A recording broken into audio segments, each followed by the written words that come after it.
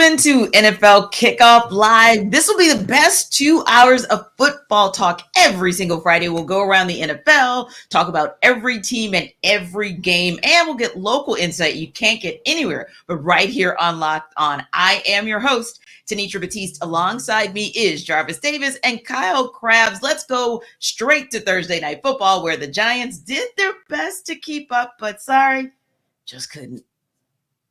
The San Francisco 49ers remain perfect in 2023, beating the New York Giants in prime time 30-12 Thursday night. Hey, everybody, I'm Brian Peacock, host of Locked On 49ers.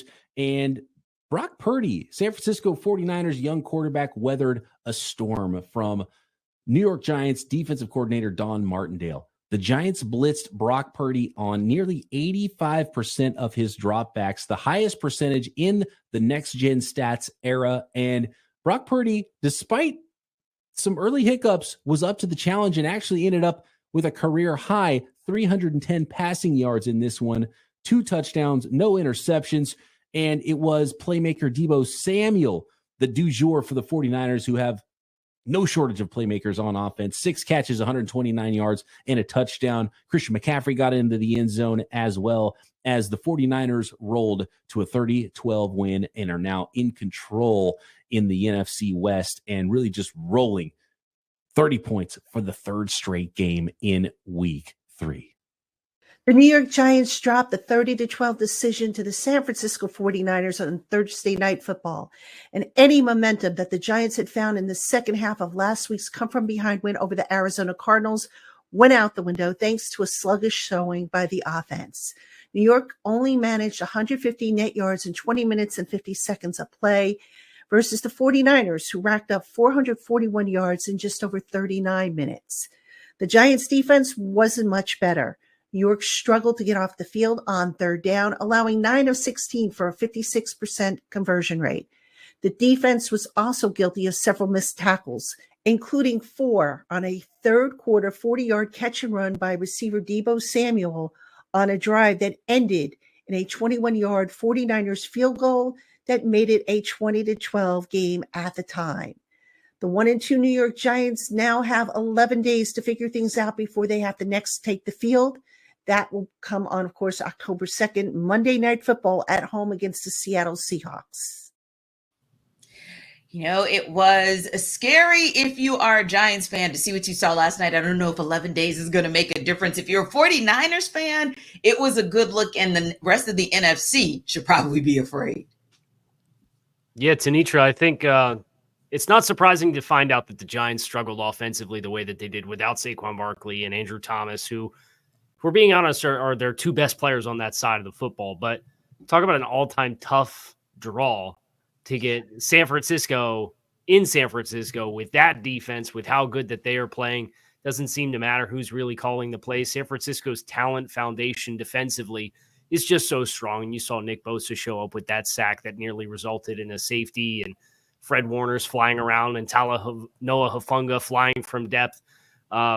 Not the game to not have your 2 best players on the offensive side of the ball. And I think the Giants called the game accordingly. You know, you looked up and you're kind of hanging around there for a little bit, but I'm not surprised they didn't have the horses. And if you're looking for what difference can 11 days make, maybe you get those guys back. And Saquon Barkley, he shared in the pregame show, I believe he shared it with Taylor Rooks, that he actually does have a high ankle sprain. So that is some cause for concern about what availability he's going to have. But that's what I'm looking to if I'm a Giants fan, saying, okay, we got to get this thing right. Let's get these best players on the field.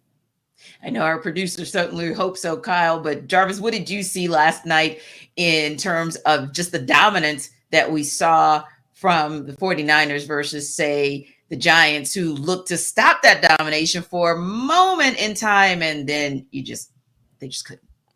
I think, Brock Purdy, was the way he was able to get rid of the football. I was just very impressed by that, because, we talked about, on a previous show about how am I a believer in Brock Purdy? I'm not saying I'm a believer, but I understand. I understand why San Francisco had so much conviction about him. I understand why they went ahead and moved on from Trey Lance and kind of took the brunt of the criticism that wasn't as great as we thought it would be. But so I think that Brock Purdy even though Wink Martindale was throwing everything under the sun at him, as far as from a pressure standpoint, he was just exactly knew exactly where he was going with the football. As soon as that ball was snapped, it's almost like it was predetermined because he gets that offense, he understands that offense, and obviously Kyle Shanahan is putting him in a great position to be able to make those plays. Kyle, did you see something in San Fran that made you think not just NFC, but that they're maybe one of the top 3 teams in the league overall? Yeah, I definitely think from a talent perspective, and look, San Francisco didn't have Brandon Ayuk in this game either. So, you talk about talent that's not on the field offensively. San Francisco had their fair share too. And I'm glad Jarvis mentioned, how Brock Purdy played the game, because I do think they called that game for San Francisco. And this is where Kyle Shanahan's great. And this is why I do think they're a top 3 team in the conference. Mm-hmm. They know what their players are. They play to their players' strengths. Brock Purdy came out kind of hot. He was missing some throws, and they dialed him back in. They called some screen passes. They got the ball easy into Deebo Samuel's hands with manufactured touches. They got it into Christian McCaffrey's hands with manufactured touches.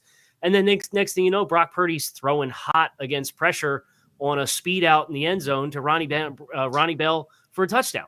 And it's that encapsulation of they put the bumpers on him when they need to, because he's still a young player. He only has 8 career starts. But then you see these flashes where it's like he gets the offense. And it doesn't always look pretty. It's not always perfect. But it's what we talked about last week, where you in a vacuum doesn't really matter so much as you amongst what your team is trying to achieve offensively. And I think the fact that Brock gets it with the offense does have me in a position to say, this is probably a top 2 team in the NFC conference. And then you look over at the other side of the fence. I do think right now this is a top 3 team. Now it's a marathon, but I'd put them in that stratosphere right now. Absolutely. Now, Jarvis, when something that Kyle made a good point about, when you look at the team in all fairness, and you look at the game in all fairness, yes, the Giants didn't have Saquon Barkley, but 49ers didn't have Brandon Ayuk, and you look across the entire league, and there are some issues all the way around when it comes to injuries. We, of course, heard, I believe, I'll say the biggest injury, maybe because of how well they're playing as a team, would be Trevon Diggs with the Cowboys. But we're also looking at 2 rookie QBs and Anthony Richardson in concussion protocol, and now Bryce Young going down. So early in the season, so many injuries. Is that something that really has you kind of scratching your head and kind of wondering if that's really going to be one of the big factors in determining who ends up on top at the end of the season? I mean, I think it's always been like that. I just think that, being that all of these injuries are happening so early on, I feel like, it's a little bit overstated, I believe. But I think just as to a reason why, here's my scenario. How about the fact that they don't play real football until game 1? They barely hit in practice, if at all. And then a lot of teams, or even down here in Atlanta, Arthur Smith, played the starting offense for 17 plays. How can you get ready to play football by practicing football? You get ready to play real football by playing real football in those real games when the quarterback can go to the ground. The quarterback understands that is the opposing defense, and he can put me on my behind if I don't get rid of this rock. So I think that being able to, get into a rhythm, not only just to be able to establish a rapport with wide receivers and defensively, that's why you see the defenses are getting off to a pretty solid start because, those guys are able to just, you get down there and you go. But if you're not experiencing those hits, experiencing those things through 4 quarters, your body isn't going to be used to it. So I think that's kind of what we're seeing right now when you're talking about all these guys getting injured and everything like that. And so many guys are having to step in and like a Bell, a late round draft pick out of Michigan. He has to come and step in and be that guy because guess what? He played a lot during the preseason because rookies got to play because you got to make the club. So I think that's why you see some of those guys, some of these names we never heard of, or like Puka Nacua up with the Rams. Those guys are stepping in and making plays because they've been playing. They've been playing real football. So I think that's what we're kind of experiencing at this moment. And the NFLPA will probably have a little something to say about that. We've already heard a little chirping about it as it relates to conditions on certain football fields being an issue or a concern as well. So we'll be following this story throughout the rest of the season. Now, listen, in New York, they're following the Jets to see if the Jets are going to jet. We'll talk about it in a minute. But first, Jarvis, let's talk game time. All right, folks, y'all listen up. I'm going to tell you about some game time, man. You know, you talking about all that planning and stuff. You know, your wife trying to say, hey, we need to plan 2 weeks ahead so we can go to the game and get some tickets. Bump all that. I need you to go to game time because wait till the last minute and go get these tickets. They're going to, I promise you, they're going to guarantee you some great deals because the tickets are right up to the day of the event, right? And you can get exclusive flash deals on tickets for football, basketball, baseball, concerts, comedy, theater, and more. So, yeah, you can go to the game, get you some really good tickets, and then you can, you know, sweeten the deal, sweeten the pot with your wife and say, hey, baby, I'm going to get these theater tickets right here. And we're not planning that either. You know, we being spontaneous. You know, that's how you sell it. So, yeah, I need you to go to Game Time, guys. And here's what all you need to do. Download the Game Time app, create an account, use the code LOCKEDONNFL for $20 off your first purchase. Yes, you heard that correctly. $20 off your first purchase. Terms apply. Again, create an account and redeem code LOCKEDONNFL for $20 off. Go ahead and download that Game Time app today. Be spontaneous. Get some cool points with your wife or your spouse or however you get down. And get those last-minute tickets. Lowest price, guaranteed. Now, Jarvis and Kyle, do you remember what you were doing on December 27, 2015? I know I don't, but Jets fans probably do because that's the last time the New York Jets beat the New England Patriots. Jets, of course, don't have Aaron Rodgers, but do they have enough to finally beat their division rivals? Well, John Butchko from Locked On Jets and Mike Dabate from Locked On Patriots break down if they see the streak ending this week.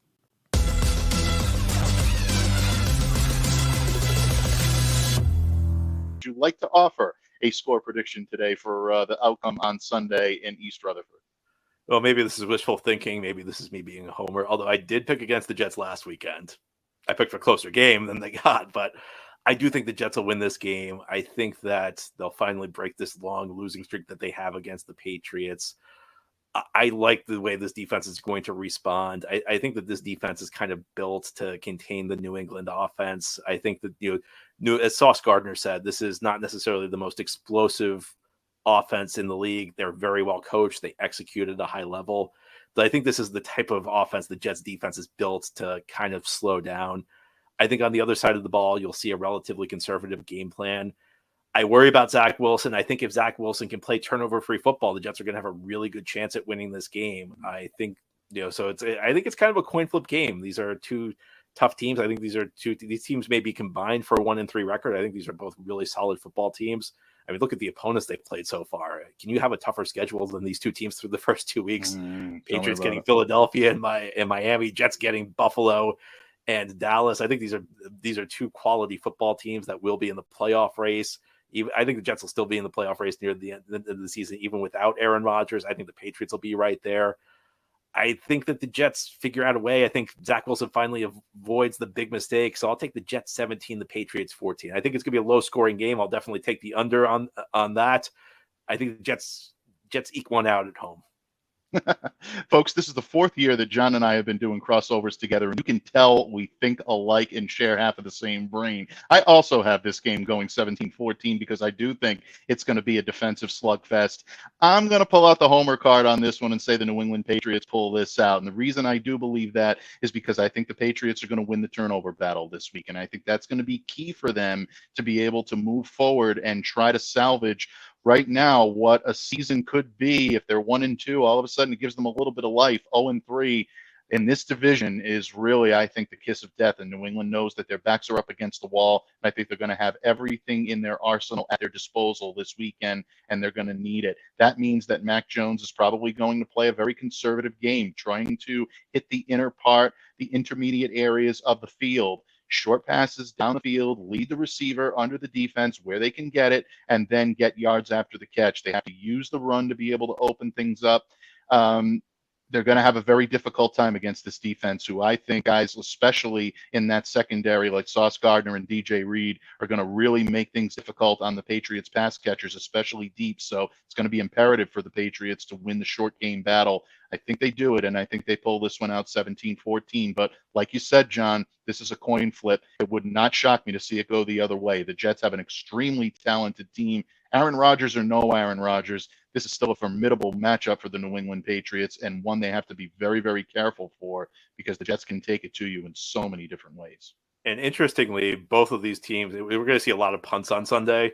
Both of these teams in the last 2 years have won a game on a punt return touchdown. Now, not such a pleasant memory for the Jets, because it happened when these two teams met last year, but week one, the Jets won on the Xavier Gibson punt return touchdown. So special teams could be an X factor in this one, Mike, as it always is when these teams meet. Absolutely. Just ask Brendan Schooler how important special teams were. The only reason why Patriots fans have any smiles this week is because of that move around the edge to be able to block Jason Sanders' field goal attempt last week. The Patriots always have a wrinkle up their sleeve when it comes to special teams, and the Jets are very well coached in that area as well. Great X factor, John.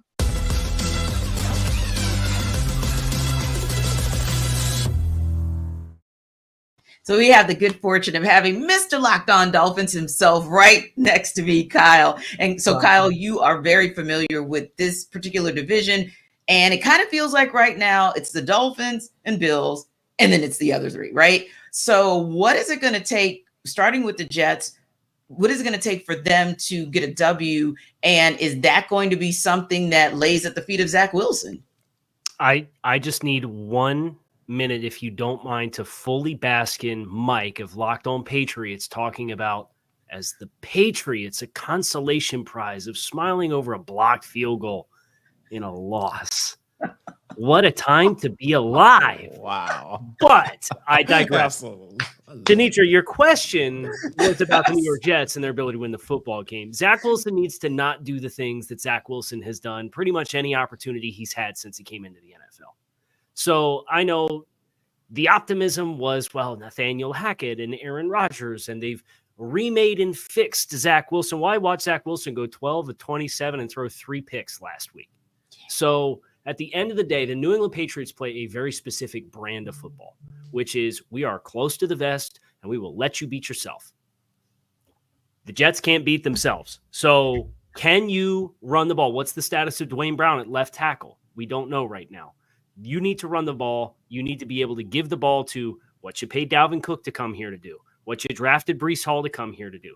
You guys have to run the football and turn this into a grinded out game, because I do think the Jets have better defensive talent. The Patriots are really banged up in the secondary coming out of that week 2 game against Miami.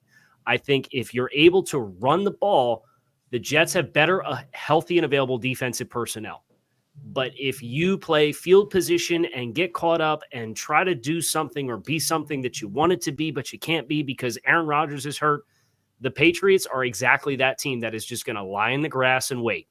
And then when you let your guard down or you try to do something ambitious, they will jump on you and they'll probably win the football game because. Now, Jarvis, it sounds like KC is saying, don't leave this game at the foot of Zach Wilson, but should the Patriots and Bill Belichick count on Mac Jones to be the one to get it done for them? No, not really, to be honest with you. I think that Ramondre Stevenson is more than capable of carrying this team to a win, because at the end of the day, like, Bill O'Brien brought some stability to this offense. What? Did I just – wait, Bill O'Brien? Bill O'Brien and did I just say that? Yes. Like, how does that go together in the sense? But I think that given what they were dealing with last year, and I ain't going to even mention the coach's name, we already know who we're talking about. A first-time offensive coordinator, play caller ever, getting the opportunity to call plays for a young quarterback. I think that was just the worst situation Bill Belichick can put his quarterback in, and I don't think enough people have said that, just from a general manager standpoint. So I think that, this game is going to be a grinded out. I wholeheartedly agree with Casey. This is going to be a grinded out, pounded out game. And I wouldn't be surprised if they don't combine for more than 30 points in this game, because this is going to be something that, the Jets, Robert Saleh, he understands who Zach Wilson is. he's going to make sure that Nathaniel Hackett doesn't put this game in the hands of Zach Wilson. And I think know for a fact that Bill Belichick is not going to put this game in Mac Jones's hands, and he's not going to allow Bill O'Brien to do that either. So I think this is going to be something that it might be a game-winning punt returns that actually who gets the dub in this one. Indeed. Now you're looking at not putting either one of those teams and getting a W at the feet of those quarterbacks. But other than last week and the week before, anytime anyone would have said, put the game on the line and give the ball to Joe Burrow, everyone would have said that's a dub for the Bengals, right? But this season, it has been a struggle for Joe Burrow that is really a head scratcher, if you will. And so that's one of those teams, you know how we talk about teams that are 2-0 going into week 3, and they're a little bit surprising. Well, the Bengals are a surprise going 0-2. Granted, they played the Browns, and the Browns kind of smoked them. That was questionable. The Ravens, that's always going to be a back and forth for that AFC North. And now they've got the Rams, which might be an opportunity for Joe Burrow to kind of get back on track. But will this be the time where we end up seeing Joe Cool come back to his Joe Cool self? Well, I guess what's tough is he re-aggravated the calf. If we didn't have to deal with that re-aggravation, I'm looking at this game and I'm feeling, really good. You might get a lot of points in this game, but I would expect the Bengals to outscore the Rams just based off of that depth chart right now is Aaron Donald and Ernest Jones and a bunch of first and second year guys, right? Like they got a ton of young guys on that depth chart. And some of them are playing really well, but they're still inexperienced versus the chemistry that you would expect Cincinnati to have. But JD talked about in the first segment, Bengals, Joe Burrow didn't play. He didn't play the entire preseason. He missed almost all training camp with the calf strain, had to get carted off. We were all freaking out about that. Yeah. And I think it's just another testament to that. And you feel for Joe because he had appendicitis one year in the preseason. And it's just always been something for Joe coming into a year. So I don't think that we're necessarily in uncharted waters with a timing, chemistry, ball placement, not a lot of exotic scheme, but really just we're going to bank on our chemistry with quarterback and wide receivers, getting that reignited, and that's how we beat you. That's usually what they do, and not having the time. I'm not surprised with that, but is Joe Burrow going to play? What are the Bengals signed Reed Sinnett as a potential backup quarterback if Joe Burrow can't go. And, as I'm sitting here really trying to wrap my head around that, if Joe Burrow doesn't play, I can't pick the Bengals to win the game. We just don't know. You really can't. You really can't because DeMar Chase and T. Higgins really, they don't have that chemistry with whether it's whomever it is, a guy not named Joe Burrow, right? Could be Jake Browning as well, I think is on their depth chart. But here's one of those situations where normally we would not say that it's going to be Joe Mixon. We wouldn't say that it's going to be the run game that's actually going to save the Bengals. But in this case, Jarvis, I feel like Joe Mixon in that run game, they're going to have to really step up and do some things because you're not going to be able to count on, definitely if Joe Burrow doesn't go, you're not going to be able to count on somebody that just walked into the practice room a couple days ago and is just now starting to catch up on schemes through films, etc. And it's going to need, the Bengals are going to need that defense to step up. Yeah, and I think it starts with running the football, right? Because that offense didn't get going, early on until they started giving the rock to Joe Mixon, whether it be passing to him out of the backfield or just handing it off to him. Because Joe Mixon is a very good running back. So I think that, I get all the, the pretty weapons all on the outside, Jamar Chase and T. Higgins and Tyler Boyd. You brought in Irv Smith at tight end. Yeah, that's all cute. That's real cute.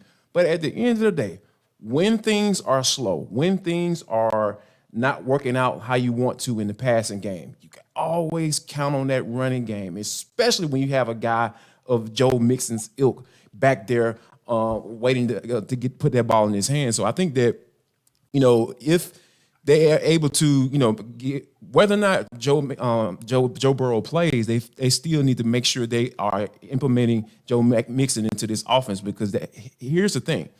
That is what's going to ease him into the season. Like Casey mentioned, you have those instances where he's always dealing with something coming into the year. How about handing that bad boy off? and he won't have to take that many hits, and or give him to him in a play action, or give him to some screen, give him some easy throws, get him going, and then you start going up top to your pretty guys outside on the outside of the those hash marks. So I think that, you know, if they're able to get that running game popping off, I really feel like they'll have a chance. But if Joe Burrow doesn't play like everyone has said on this show, yeah, I don't know what that offense is going to look like. No clue whatsoever. Sounds like we don't know.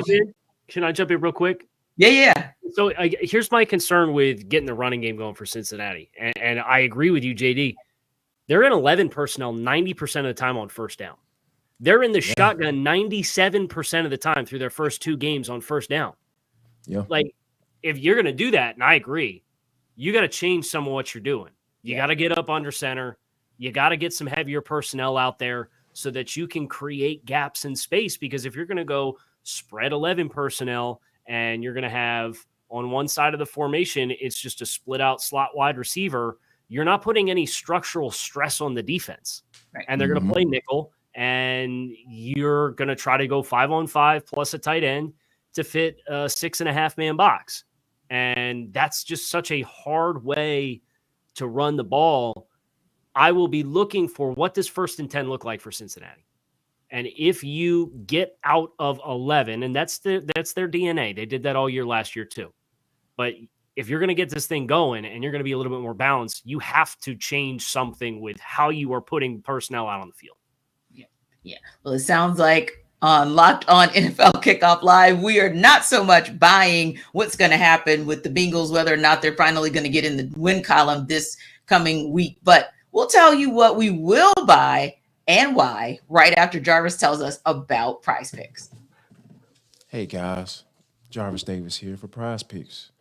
What I need you to do, let you know that Prize Picks is the most fun I've had winning up to 25 times my money this football season. You just select 2 or more players, pick more or less on the projected stats, and place your entry. If you think that Jamar Chase is going to get off and you're not trying to hear what we're talking about as far as that passing game and they need to sling the ball all over the yard, hit the over on Jamar Chase. Go ahead and you know, put some money down. Put some money where your mouth is. And all you got to do, like you said, is test your skills, because this is the most exciting way to play daily fantasy sports. If you have the skills, you can turn $10 into $250. You can turn $20 into $300. You can turn $35 into $700. Whatever. Just go to prizepicks.com. Here's what I want you to do. How do I play, Jarvis? Calm down. I got you, man. Come on, I got you. It's your boy. Go to prizepicks.com/LockedOnNFL and use code LockedOnNFL for a first deposit match up to $100. Yes, you heard that correctly. All you got to do is go to prizepicks.com/LockedOnNFL. Use code LockedOnNFL for a first deposit match up to $100. I'm telling y'all, Prize Picks, it is the daily fantasy sports made easy. Well, you know what is not so easy at this point in the football season is to figure out who we actually believe in and we think, hey, that's a good team that's starting out of the gates playing good, or a team that maybe they're a head scratcher because we thought they were going to be good, but they're looking pretty bad. So it's kind of one of those where we've got to figure it out. It's hard to tell. The NFC South is a great example of hard to tell, because who thought we were going to be talking about 3 2-0 teams at this juncture? And then, of course, you got the NFC East with the same. So, Kyle, I mean, when you look at the NFC East and you see that the Cowboys and the Commanders and the Eagles are all 2-0, which one of those teams are 2, or maybe all 3 that you say, I think they're actually all really good? So I think you could probably draw a line in the sand and say half of the 2-0 teams I think are pretty good. And then I think there's the other side of the line in the sand is teams that you look at and ask yourselves, okay, well, who have you played? And you look at Washington, and they eked out a win that they had to come back from behind, or needed a defensive touchdown to beat the Arizona Cardinals, who are widely considered the worst team in the league, and needed a stopped 2-point conversion with the defensive pass interference while also coming back down from 18 points in the first half to beat the Denver Broncos. It's like it's still enough of a small sample size where you look at the record and you say, wow, I didn't expect you to be here. And then you look at how they got there and you say, oh, okay, yeah, it makes a little bit more sense now. So I look at Tampa Bay. I think the teams that Tampa Bay has played do not have the personnel to really challenge the issues that Tampa Bay has with their offensive line. You think about Chicago last week, right? And they got a defensive touchdown because they got a pick six on a screen pass when Chicago was backed up inside their own 5. Yeah. So I think Tampa Bay is one that stands out to me. Washington's another one that I'm not buying as 2-0 teams, but I sneakily like those Atlanta Falcons, guys. They very much have, and it's fitting because Arthur Smith coming off the Mike Vrabel coaching tree, they are NFC Tennessee with what Tennessee was, where they said it's smash mouth football. We're going to run the ball. We're not going to try to be anything that we're not. We're not going to panic if we're down 2 scores. We're still going to run the football and play hard-nosed defense. And they did all that. And it got them a win against Green Bay last week because they gave the ball to Bijan Robinson more than Tyler Algier. And lo and behold, we got that sweet Instagram clip of Bijan from the overhead shot with the ball moving around, which is probably the coolest football shot I've ever seen in my life. I think I'm buying the Falcons as a team that maybe not going to win double-digit games and have home playoff games, but is absolutely going to be in the thick of this thing to the end as far as a race for that division title, because 9 might get it done when it's all said and done. Interesting that you say that, because we all here in Atlanta say, hey, the only way they're going to probably get in the playoffs is to win the NFC South outright, and somehow they're going to probably need, but they won't actually need 10 wins to do it. So you're absolutely right about the double digits piece. And Kyle, they're getting potentially Jeff Okudah back. I think Jarvis would agree that in all likelihood, he's participated 3 days in a row in practice, looking like he's going to come back as well. But Jarvis, when you look at, and I'll swing up to Kyle's way, right? When you look at the AFC East, I mean, I think everybody would have been okay saying that the Dolphins were going to be 2-0, but I think you probably thought that the Bills would have been 2-0 as well. So maybe a situation where you're looking and saying, oh, okay, wow, those teams are good, but are they, it's almost like, are the Dolphins as good as 2-0 early sample size, and are the Bills as bad as 1-1, if you will? Or what are some of the teams that you're looking out there and saying, really good, really bad, or maybe worse than we actually think they are? I'm gonna start with Kyle's team. They are 2-0. Like, as long as Tua stays healthy, I am buying the Dolphins all the way. When you're talking about what they're able to do with that offense with Jalen Waddle and Tyreek Hill and the burners that they are, and being able, and Mike McDaniel, the mad scientist calling plays down there, coming off that Kyle Shanahan coaching tree. Like, I won't put him on Kyle Shanahan's play calling capabilities, but he's dang close. He's doggone close, Kyle. Yeah, so I'm buying them. I'm buying the Miami Dolphins all the way, and I'm gonna push back on the Washington Commanders. Hear me out, Kyle. They finally have a guy who knows what he's doing when it comes to coaching quarterbacks, cultivating quarterbacks. Eric Bieniemy is finally going to get his just due this year, as far as from a play caller standpoint, because a lot of people don't want to give him credit because Andy Reid, he has the big old sheet, and Big Red out there just calling plays and doing his thing, and I kind of get that, but I think he went to Washington Commanders specifically to prove that, hey, I know what I'm doing when he calls plays, and I feel like he's putting Sam Howell in a good position to be able to do that. And also, to go along with that, we talk about the surrounding talent. We talk about the San Francisco 49ers and how Brock Purdy has all that talent on offense, and they have a bevy of talent on the defensive side of the football as well. The Commanders got that too. It's specifically up front. Montez Sweat and Deron Payne. Deron Payne is out here just mauling folks. He's just having an amazing season. It's funny how cats continue to play once they get that fat check, and he is just out there like, yes, I am worth every penny. So, yeah, I think that when you have a team that has been so inept at that offensive position, on the offensive side of the football, and you have a defensive-minded head coach, I think that Eric Bieniemy is going to get his shine on this year, and I think you're starting to see the benefit of that early on in the season. I think Eric's biggest test, and I agree with you, I think he's done an awesome job from a scheme perspective, is the personnel up front on the offensive line, where Andrew Wiley was kind of the big acquisition to play right tackle for them, and you look at some of the personnel, whether it's Charles Leno at tackle or they had the upheaval at guard and it's Cosme and Sadiq Charles and Nick Gates at center. We're going to find out in the next 2 weeks because they play the Bills and then they play the Philadelphia Eagles. Agreed. So that for me is if Washington can pass the test and block up front the next 2 weeks and allow the scheme and the plays to develop for Sam Howell to execute it, then I think even if they lose both games, I could come back in 2 weeks and say, hey, they blocked them up better up front than I thought they would. They were able to put points on the board. I think I'm buying this team long term.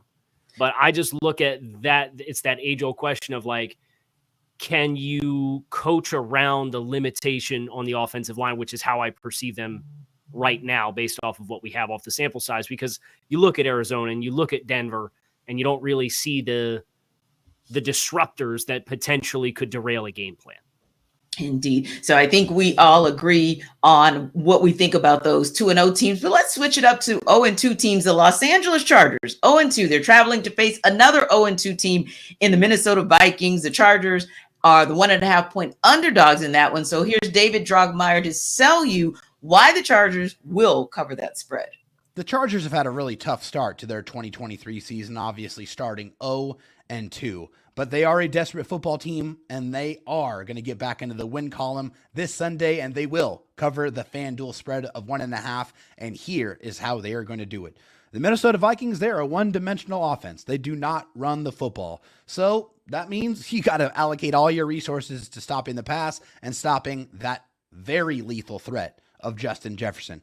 Justin Jefferson is on an absolute tear, and so the Chargers need to make sure they know where he is at all times. I believe they will allocate those resources to stop him. I believe they will have a safety hanging over the top. I want the Chargers to double team him every single chance that they get.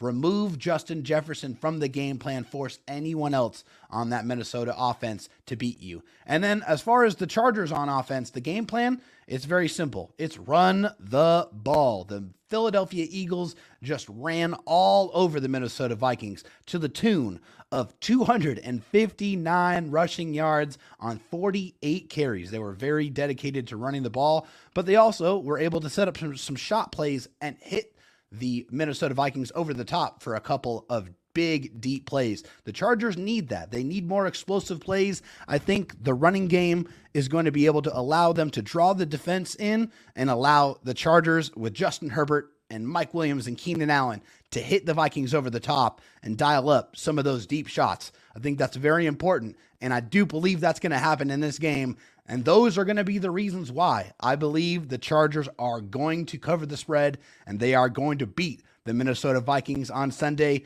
to improve to 1-2 on the season. But for more on this game and for more on the Chargers, please check out the Locked On Chargers podcast, your team every day. You guys buying the Chargers in this one? I am. Yes. You got me scared, man. Where did it go from? Oh no.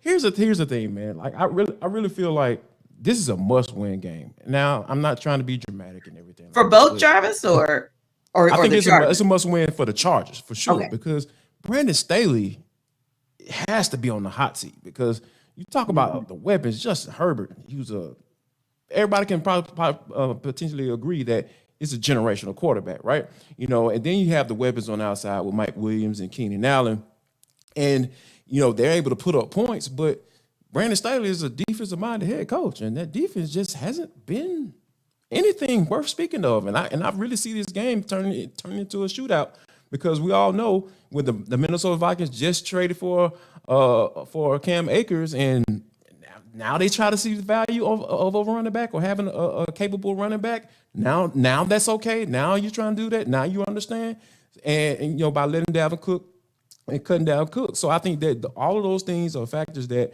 I really feel like when you're in a situation where you have all this talent and everybody always says, hey, if I'm starting a team today, that position is going to be QB. And the Chargers have a quarterback. They have a guy that is more than capable than winning some games for them, but they just haven't been able to figure it out. It's just been so weird with this team. And I think Brandon Staley is going to ultimately fall on the sword for it.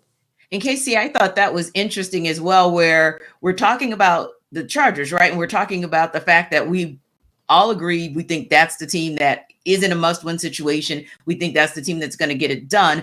But David didn't really talk a lot about Justin Herbert as being the catalyst for the Chargers getting it done. I thought that was interesting. Yeah, especially because I look over at the other side of the ball with Minnesota and what they have in the secondary. They don't have a lot of talent there. And Brian Flores likes to play a lot of high pressure. And you saw that against Philadelphia, where they're mugging linebackers up in gaps. They got 6 guys on the line of scrimmage.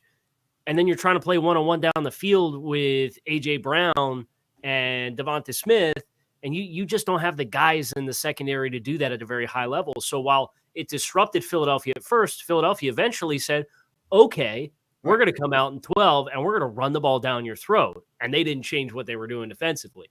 So if I'm the Chargers coming into this game, yes, I want to be balanced because I don't want Brian Flores to be able to tee off on me with their pressure schemes. But I am looking to really take advantage of the matchups of who's covering Mike Williams. And if you double Mike Williams, I got Keenan Allen, okay? Yes. And then if you're doubling both those guys, then I'm going to run the ball. And I'll run it right down your throat like Philadelphia did because they've got the offensive line to do it, even if Austin Eckler doesn't play. I know he's dealing with an ankle injury. Right. I think there's enough talent disparity on the outside for the Chargers when they have the ball that there's no way Minnesota should be right with consistency for 60 minutes. Now, I think there's another game that we can talk about that, again, we'll probably all agree on who's going to win, but the spread is interesting. The Chicago Bears are 13.5-point underdogs to the Kansas City Chiefs heading to Arrowhead this weekend. And here's Lauren Cox of Locked On Bears to sell you why the Bears will cover the 2-touchdown spread. The Chicago Bears will cover the spread against the Tampa Bay Buccaneers because they know what the Buccaneers are going to do to try and stop them, and there's a lot of pressure on this Bears team to bounce back after a very disappointing week 1. We all know that Todd Bowles is going to blitz Justin Fields. We've seen the Buccaneers do it in previous matchups with the Bears, and we saw them do it a bunch in week 1. It's the way to try and get in Justin Fields' head. There's no mystery here. So then they can know what to do to try and counteract that. They can get rid of the ball more quickly. They can try and roll the pocket away from the blitz. They can leave extra players in to pass protect and can help get this offense back on track, knowing what the defense is going to try and do to get after them. On the other side of the ball, they know they want to go deep with Mike Evans. They know Chris Godwin's going to work underneath over the middle, try and use his route running ability to their advantage. And it becomes an easier time to try and stop them, force them to beat you with some of their lesser weapons on offense. And the plan is there for the Bears to put together, at the very least, a game plan to cover the spread, if not try and get in the victory column this week. There's certainly a lot of pressure on this team to play better after disappointment across the board last week. It felt like they came out not exactly unprepared, but just not executing at a high level. A lot of self-inflicted wounds, mistakes where they felt like they beat themselves just as much as the Packers beat them. That can be a little bit easier to clean up than just going out there and feel like, we're no good. Well, no, it's a little bit more complicated than that. They can be better than what they showed last week in week 1. And the Buccaneers are certainly an opportunity for this team to try and get their season on track. It doesn't mean they're going to fix everything and look like some kind of offensive juggernaut and big time playoff contender, but they've got a great opportunity to cover the spread against a Buccaneers team that may be a little overconfident after beating the Vikings in week 1. Well, we know Lauren really just wanted to replay. You know how we want to run things back and maybe it'll be different if we run it back? It ain't going to be different, Lauren. It was the Bucs last week and it'll be the Chiefs this week. And yeah, unfortunately, I think, Casey, it's 13.5 points, but Chiefs will cover that. The spread, the Bears will cover the spread. I'm not sure that the Bears will cover the spread. I'm going to be honest. You don't think so? Okay. There is not a worse unit for unit mismatch than Kansas City with a top 5 offensive line against Chicago's defensive front. Chicago they have 189 rushing yards through 2 games with Justin Fields at quarterback. The entire appeal of Justin Fields, and he said this week, I'm going to just go back to playing ball, right, and try not to internalize so much of what's being directed at me. And there was a whole circus that was made for 3 hours over that comment before he talked to the media again after practice. At the end of the day, what Justin Fields and what the Bears did well last year for Justin Fields was they got really exotic quarterback run schemes. And they said, look, we got a powerful runner, 240-pound quarterback that runs a 4.3. we can run the ball, option-oriented run game, put defense in stress, and really try to out-gap you in the run game because we have an extra hat because we're running the ball with the quarterback. When you don't do that and you try to do what Chicago has been doing this year, you're taking away the best part of what makes Justin Fields Justin Fields. So unless you're going to go back to that, which I have no confidence that they will, Yeah. and then I look over at the other side of the ball, I don't see any reason how you stand up against Kansas City with their offensive line. So that, for me, I look at both sides of the ball, and I think Kansas City's got a good advantage. And 13.5, I'd probably take Kansas City cover. I would. Yeah. I wholeheartedly agree because here's the thing, man. It is the Bears are a dumpster fire right now.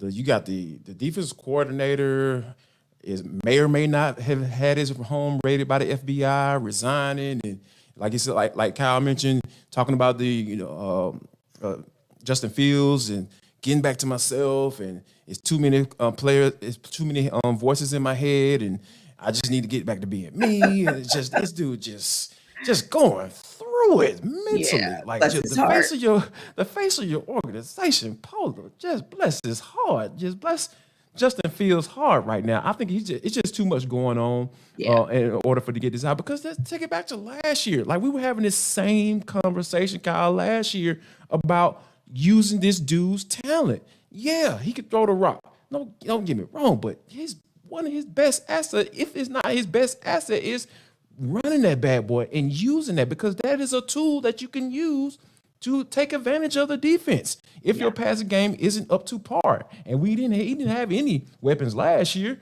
You know, they traded a second round pick for Chase Claypool, who has just been awful since he stepped into Chicago. So I think right now it is just we're having the same conversation about Luke Getsy trying to figure this thing out. It took him 7 games to do it last year, and they finally was able. You saw some of that greatness that they were able to take advantage of by using his legs to be able to run the football. And you talking about 189 yards 2 games in? That is absolutely ridiculous. And you got a running back in Roshan Johnson that you need to use more as well. So it is so.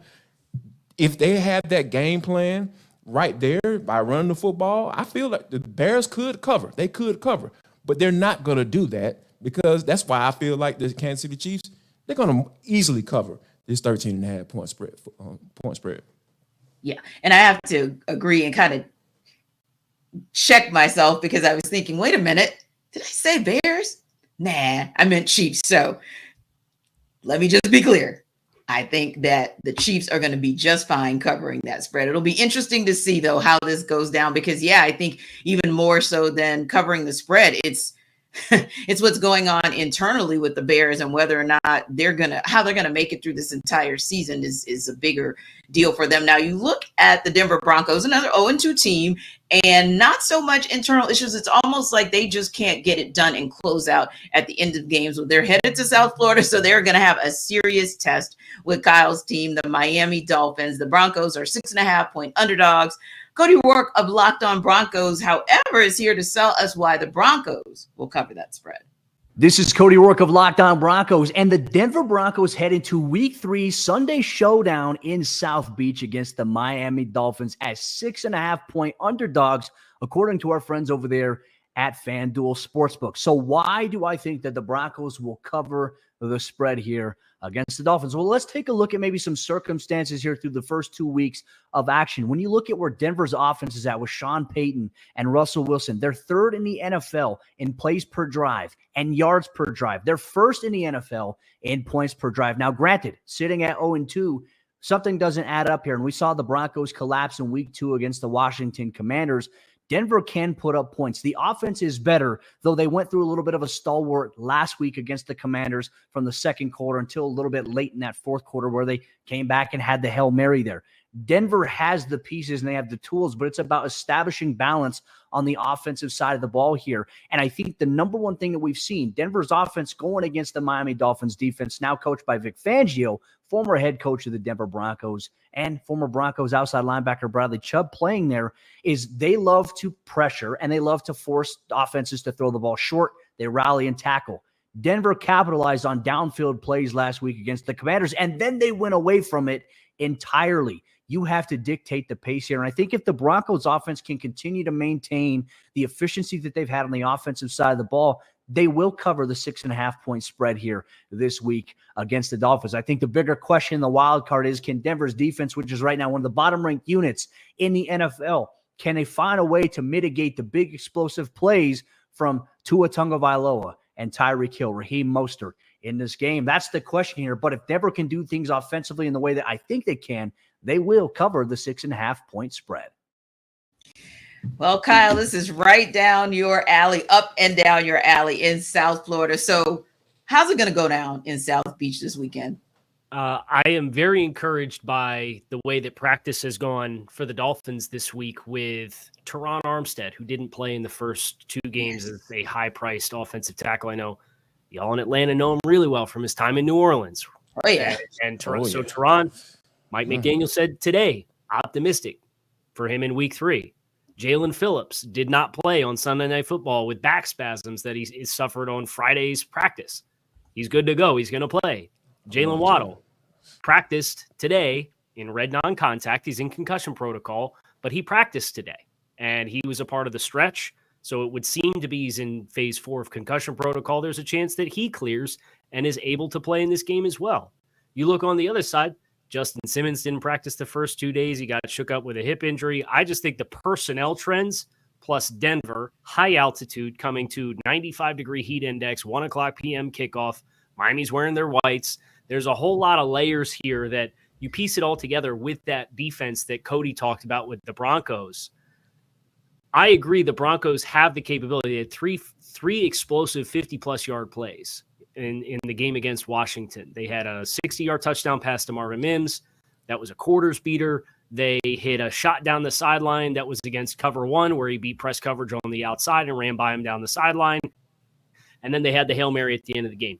The Dolphins have allowed 3 completions of 15 yards or further down the field through their first 2 games, and they played the Chargers. So if Vic decides you're not getting over the top of us, you ain't getting over the top, period. So I think that's the biggest hurdle is the Broncos, who have been penalized 19 times through the first 2 games that they played. They got to play discipline to be able to string drives together with consistency, and I don't have the confidence that they'll do it. So I would fade the Broncos to cover 6.5. And it's interesting you said that, Casey, because literally as you're talking about it, that was my first thought. Like that team under Sean Payton, no doubt, has been a very undisciplined Broncos team. Meanwhile, the Dolphins are showing themselves to be quite disciplined, and they're getting some of their weapons back, Jarvis. So that should make all the difference in terms of this game and who covers the spread. Yeah, I think that when you look at what Miami, the Dolphins are able to do, like, because when you're building the defense out, like the edge rushes are so important, right?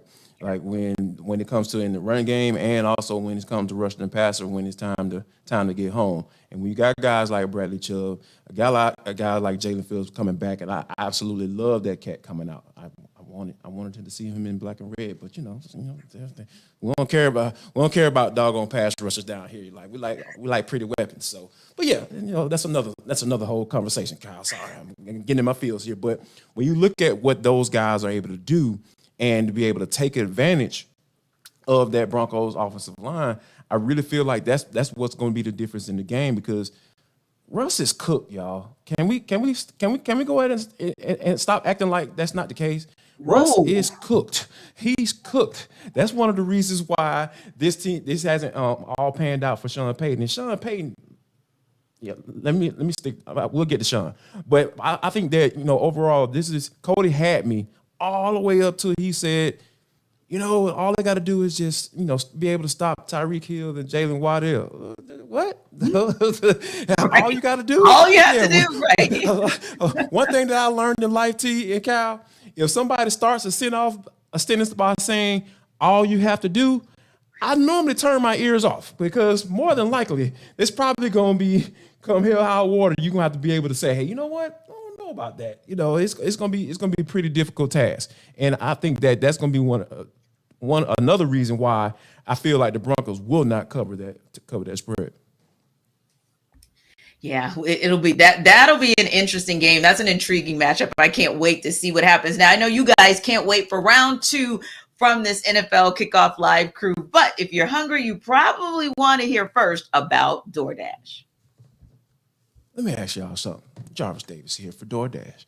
Have y'all just been sitting at the house and saying, you know what? I'm hungry, but I don't feel like driving. I don't want to go anywhere. Guess what? We at DoorDash, we got you covered. All you got to do, they're going to deliver your favorite restaurants, and you can get grocery delivery that actually delivers as well. Come on, y'all. Thousands of grocery stores to choose from. You'll find the best in your neighborhood and boost your local economy with each and every order. We even talking about politics, getting this bad boy going with them. It's easy substitutions right in the app and best-in-class customer support. DoorDash delivers groceries exactly how you want them. Exactly what you want right there to your door. So all you have to do, guys, if it's your soul, you're like, Jarvis, you got me. What do I need to do? All right, here you go. Get 50% off your first DoorDash order up to a $20 value when you use code LOCKEDONNFL at checkout. Limited time offer, terms apply. That's 50% off, up to $20. No minimum subtotal and zero delivery fees on your first order when you download DoorDash in the App Store and enter code LOCKEDONNFL. So don't forget, Locked On NFL for 50% off your first order with DoorDash. Boy, I could use some DoorDash right now, but I won't because we got to start off our number two of NFL Kickoff Live, because it's where you guys are going to get the best football talk every single Friday. We'll talk and take you around the league. We'll talk and take you to every team. We'll talk and take you to every game, any breaking news that seems to come up every Friday for us. So if it comes through, we're going to bring that to you. So the Baltimore Ravens, of course, they've ruled out Odell Beckham Jr. We're looking for some others that are kind of teetering like a Cordero Patterson for the Falcons now. Just a few minutes ago, right here on Locked On, that's the kind of thing you're going to hear from us. Moments ago, we heard this. Then you'll hear from us as well. So I'm Tanitra Batiste. Still got my guys, Kyle Krabs and Jarvis Davis, right here to bring you all the tea. Now, I'm going to give you guys a couple of team names, and I know that nobody said these were the teams that were going to be 2-0 heading into week 3. At least not all these teams, right? Cowboys, Ravens, Dolphins, Eagles, Commanders, Falcons, Bucs, and Saints. Now, we talked a little bit about some of these teams before, but when you bring that group together as the teams that have 2-0 records, there are a couple of those teams that do not belong in the conversation. Kind of like one of these things is doing its own thing back in the Sesame Street days. Which teams actually don't belong in the conversation of good teams who are 2-0?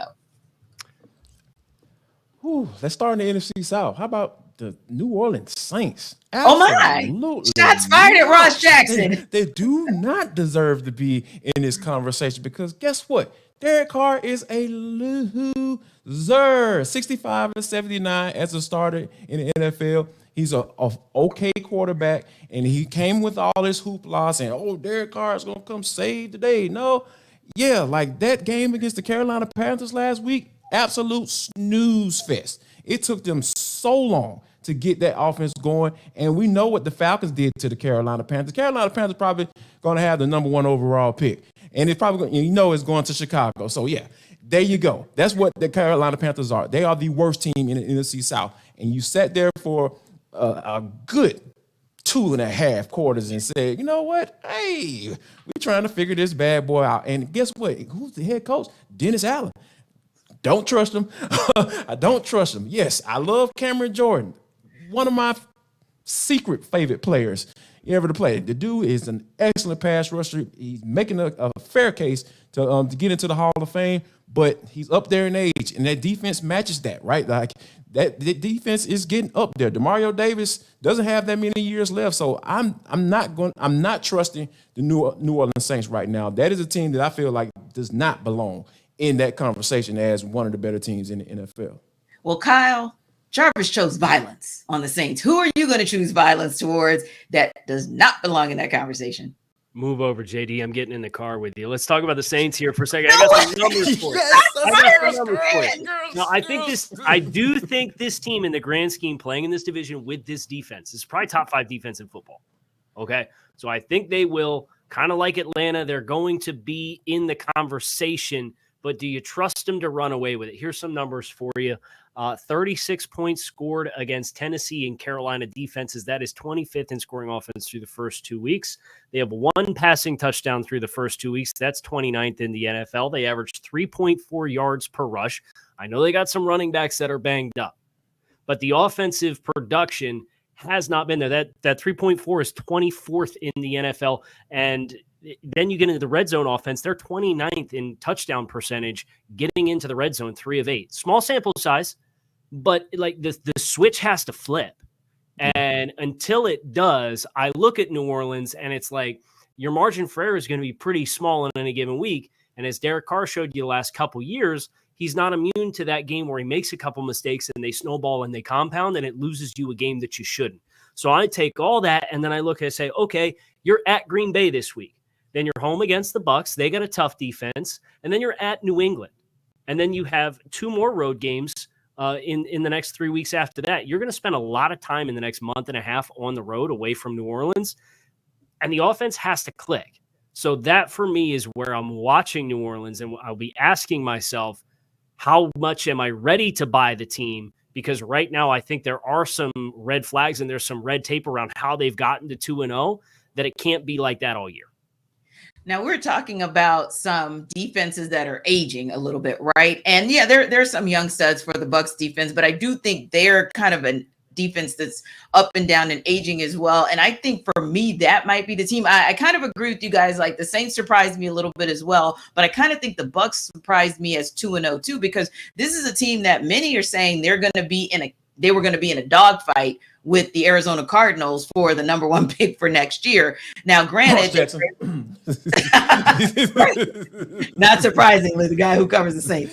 Yeah. But the Vikings, they held the Vikings to 17 points. That was a little shocking because we know that can be a high-powered offense. Now, they held the Bears to 17 as well. Not so much shocking. Probably more shocking that the Bears actually scored 17 points, if we're real about it. But then they start to really get into the test because they got the Eagles. So we're going to really see what they're made of when they take on the Eagles. It'll be an interesting, and I'm going to use the term loosely, interesting with the Saints. And then they've got something to face with the Lions as well. So we're about to find out just how legit that 2-0 is. That is maybe the team where I feel like they don't quite belong in this conversation as well. Now, in 3, 2, 1, we're actually going to talk about the top 3. We're going to give you guys a little bit of insight into who are those players for Kyle, for Jarvis, and why. But first, Jarvis has to tell you guys, about Game Time.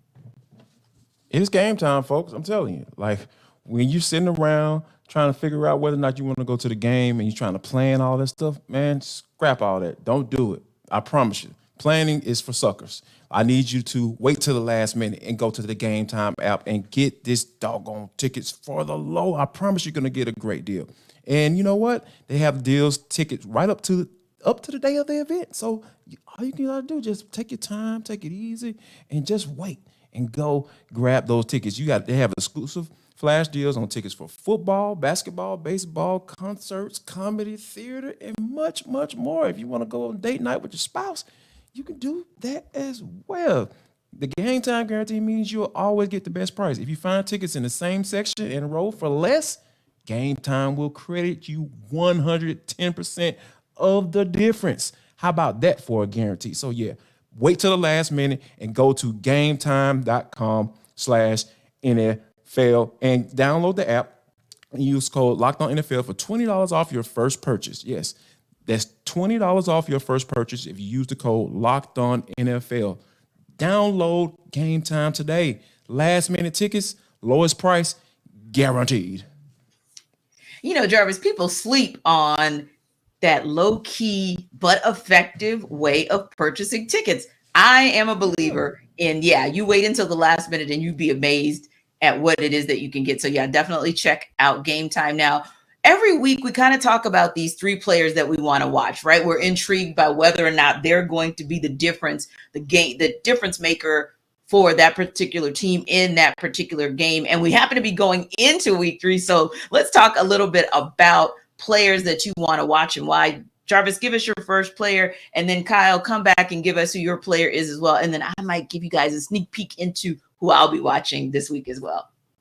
You know what? The first guy that comes to mind, it has to be Desmond Ridder, because, like I said, he's been shaky to start games off. Like, to be quite honest, and for him to be able to come through and make plays when he's called upon to, because, like you said, Arthur Smith is the type of coach that's not going to put his quarterback in bad situations.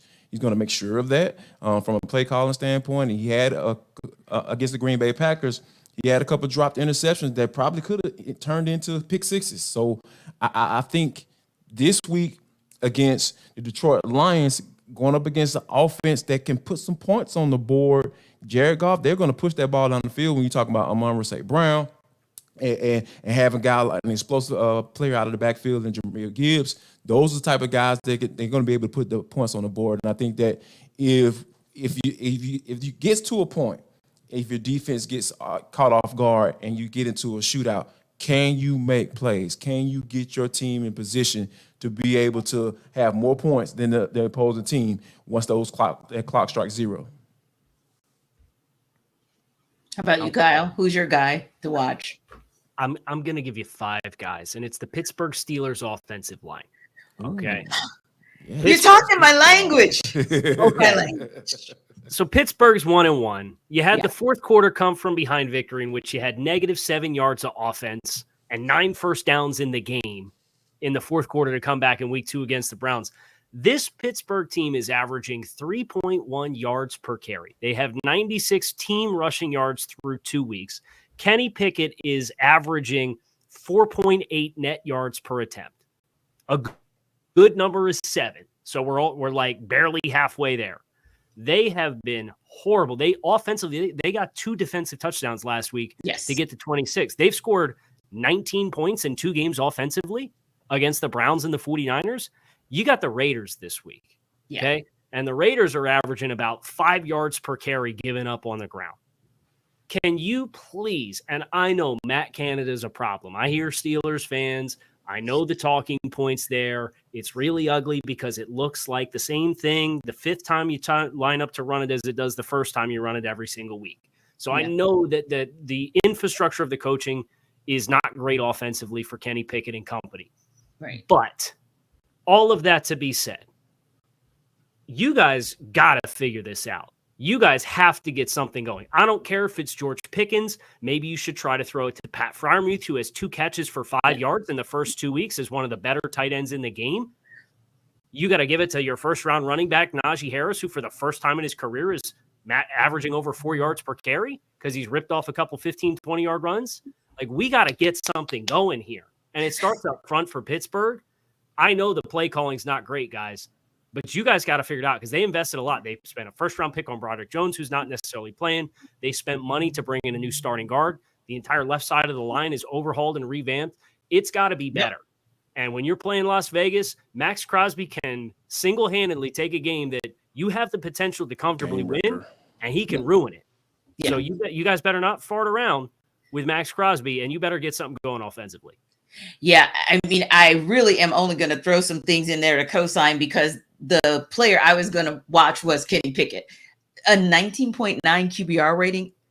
I mean, you might as well just not have a rating if that's going to be your rating. 454 yards through 2 games is still not Kenny Pickett-like with 2 touchdowns and 3 picks. But going back to what we said before, we saw him in the preseason. Mike Tomlin chose to play his starters for a pretty good amount of time when they took on the Falcons, right? And so you're looking at Kenny Pickens and he's, he's firing on all cylinders. Now, to be fair, he was firing on all cylinders with Deontay Johnson and George Pickens. It does make a difference that you don't have him. However, I would agree with you, Kyle, that you do have Pat Freiermuth.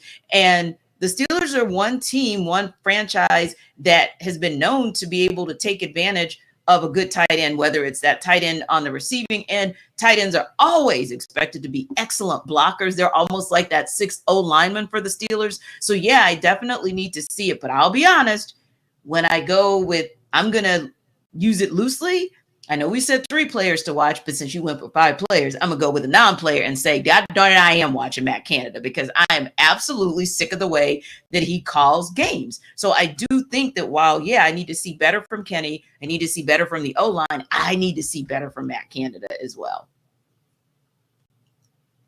How about you, Jarvis? Are there any other players that you want to go with? Because I'm just, like I said, I went with my coach and I went with my players. And I probably would say, just to kind of round out my three, if you will, going back to the Falcons, I am very interested.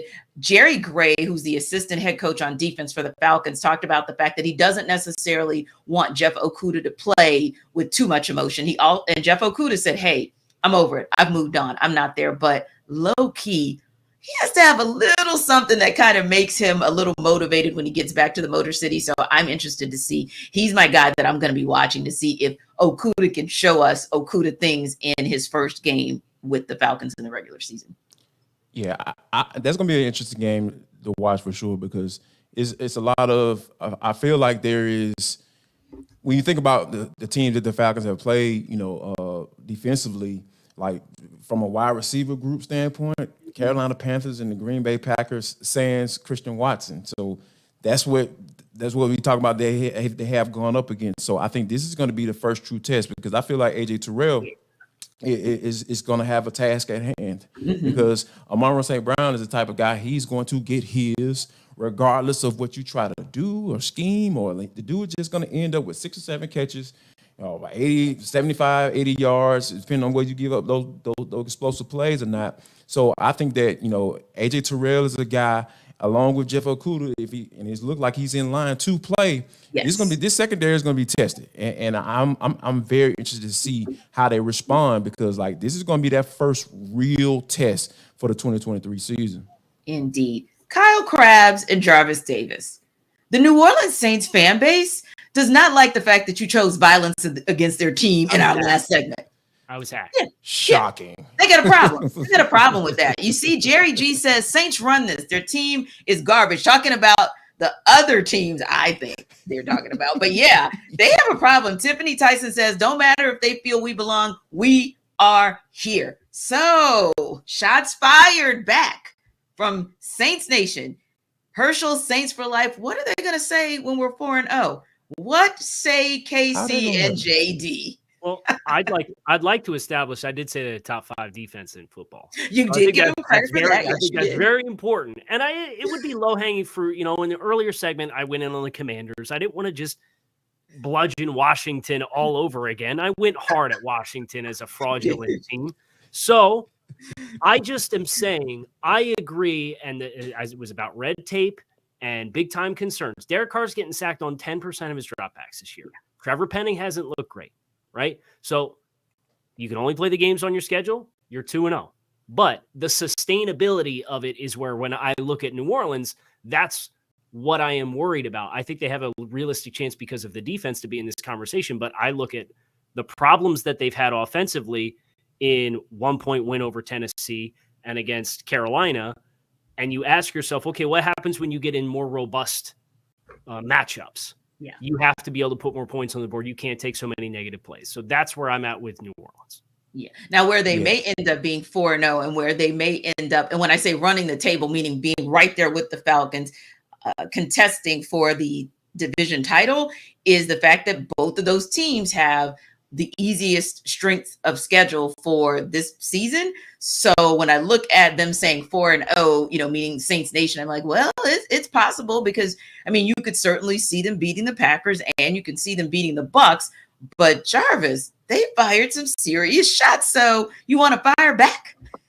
The educational system that I'm hearing right now with the whole 28-3 jokes, you ain't got anything else. Come on, I understand, you can bring that up at any point, but why would you even bring that up? This is where we are. We're in the now. Huh? Right. Jarvis was I've never heard that before. What does that mean? 28-3. The score of the Super Bowl before Tom Brady came back. I know. I'm helping you out. He gets triggered, Kyle. Right. He gets triggered. Yeah. You know what I'm saying? He'll be rocking back and forth in a little while. Saints fans are so distraught with the smell of that city and that town, that they can't even smell the fact that Dennis Allen is a fraud. He's an absolute fraud as a head coach. Why do you all trust him? Why do you put your trust and your faith in Dennis Allen? Defense coordinator? Absolutely. No doubt about it. I hire him as a defensive coordinator if I was running my own team, but I dang on sure I'm not going to hire him as my head coach, and I just don't trust him. Like I said, the Derek Carr stuff, I didn't buy it when they brought him in. I was just like, okay, what is that going to do? Like, you're still going to be an average football team. So I think that right now where the Saints are, given like the sustainability of, like, we've seen these games. I watched the game last week against the Carolina Panthers. That can't last. If Derek Carr can't consistently go out there and be the quarterback that he's paid to be, you're going to be exceptionally average going forward. Thank you.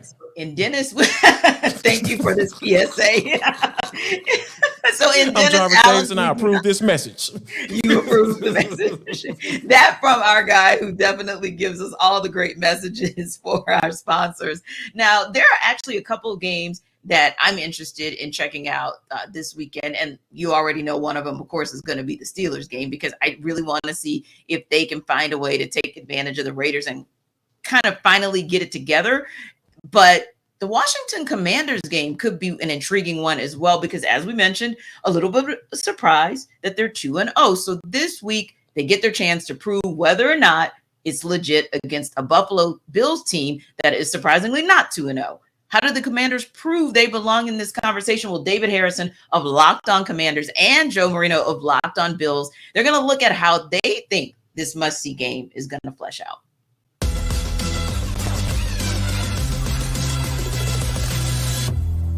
And for the Washington Commanders side of things, we're going back to that resiliency, right?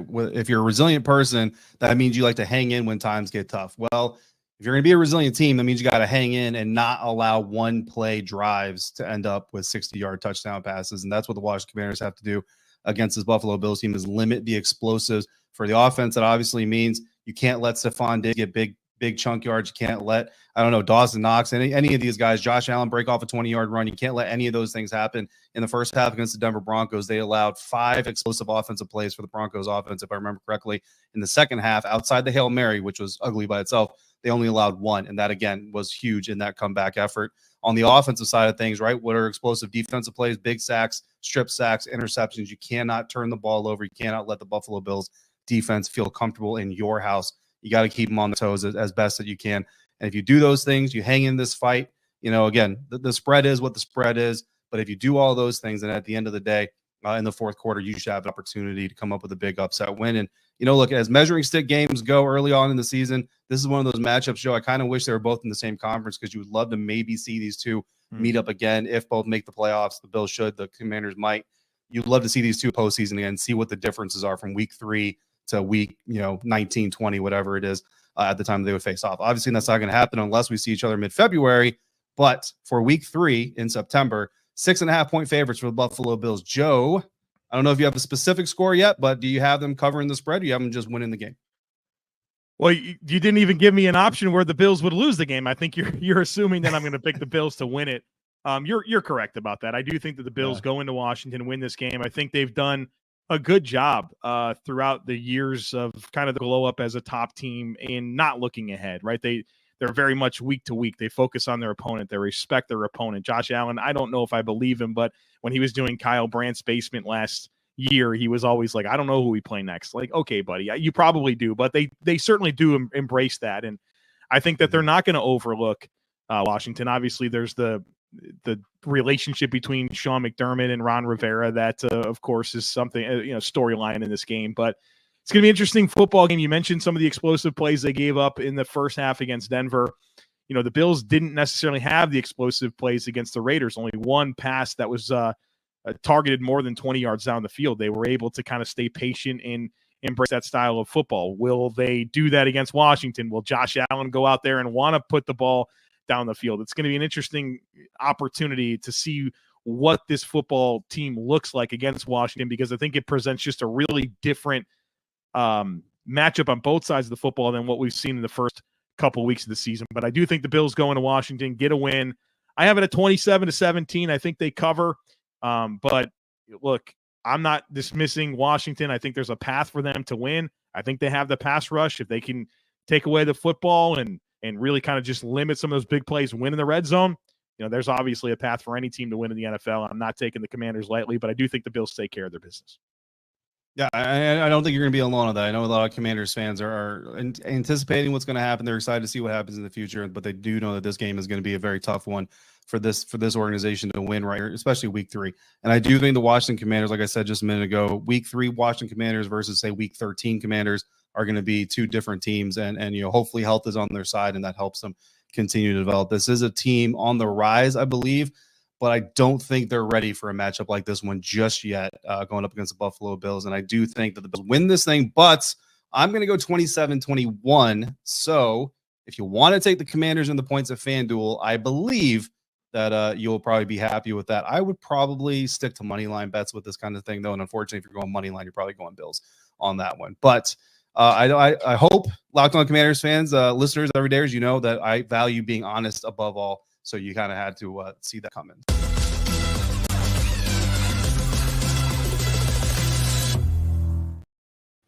Wow, strong words from the gentleman who, well, both of them really, but for Locked On Commanders. But interestingly enough, I was thinking, is this going to be the week where the Commanders show improving? You guys talked a lot about some of the positives of the Commanders, including their defensive front, as well as Eric Bieniemy continuing to evolve that offense.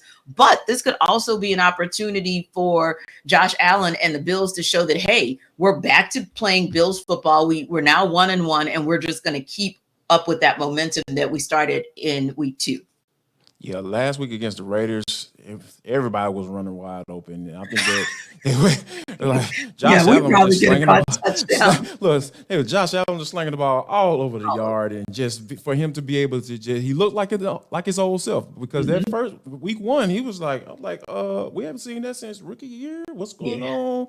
Who's this Josh? Like, are we falling back down to earth now? But I think that the Raiders were the perfect matchup for them, and I think that they're able to take advantage of it like they were supposed to. So I think that the Bills are in a good space, and I think that the Commanders are going to have to, if they get to Josh Allen, and I believe they can, because like I said, they have the rushers to be able to do so. Like we spoke about earlier, they're going to have to get this dude on the ground and make sure they put him all the way to the ground, because Josh Allen is a huge human being. Like, that's not an average size quarterback. So he will try to get that ball off, regardless if you have him hooked by the legs or not. And Kyle, that's a great point that Jarvis makes, because the Josh Allen that we saw in week 1 was like that Josh Allen of old, the guy that we say is a turnover machine, because he had 1 touchdown and 3 interceptions in that overtime loss to the Jets. Whereas we saw new look Josh Allen throw 3 touchdowns and actually come out clean with no interceptions last week against the Raiders. So is that the Josh Allen that we're absolutely going to have to see this week in order for the Bills to beat the Commanders? I think Buffalo does have a little bit of margin for error in this game. Nobody has 4 turnover margin for error. Case in point, the way that week 1 went. And I know as well as anybody the challenges of getting Josh Allen on the ground, because Josh Allen tombstone pile drives Kyle Van Noy scrambling on the edge a few years ago against the Dolphins. And that week 3 game last year between those two teams, Buffalo with that frantic drive at the end of the game, and he's in the grass 4 times and still gets the ball out. And they try to get up and clock the ball to kick a long field. So the challenge is for Josh. I think he's the most physically imposing quarterback in the league. And it's with all the ways that he plays. And you really admire the way that he lets it all hang out there, as far as being aggressive to get the first down or get the ball over the goal line or be aggressive with throws. Now, there's times where it's appropriate to do it and not. And facing New York on Monday Night Football felt like, I'm going to try to make big plays happen. We're in prime time. It's week 1. It's the season opener. We have expectations this year. Good bounce back game. It's always going to be a little bit of walking the tightrope for him to have the right balance of that mentality. But I do think Buffalo, because say what you about 1-1, they're statistically top 10 in like every major statistical category across the board on both sides of the football, from yards, points, efficiencies. Just you turn the ball over 4 times and gave a punt return for the Jets in overtime to lose a football game. So I don't think you'll see crazy superhero Josh Allen this week. I think that they'll put more resistance up than the Raiders did last week. but I also don't think you're going to see that big regression back to kind of the roller coaster of a lot of negative self-inflicted wounds either. Yeah. And when I look at Josh Allen, definitely, like you said, Kyle, as long as he plays a smart brand of football, as long as he plays a clean game, they should win that game, right? But if you look on the flip side with the Commanders, I think going back to Jarvis, your earlier comment about Eric Bieniemy, and we'll kind of call him a little bit of the QB whisperer, if you will. Can he put Sam Howell in a position, or will he put Sam Howell in a position if it comes to this and it's tight down the stretch in the fourth quarter for Sam Howell to be able to win the game for the Commanders? Yeah, I think so. I believe so. I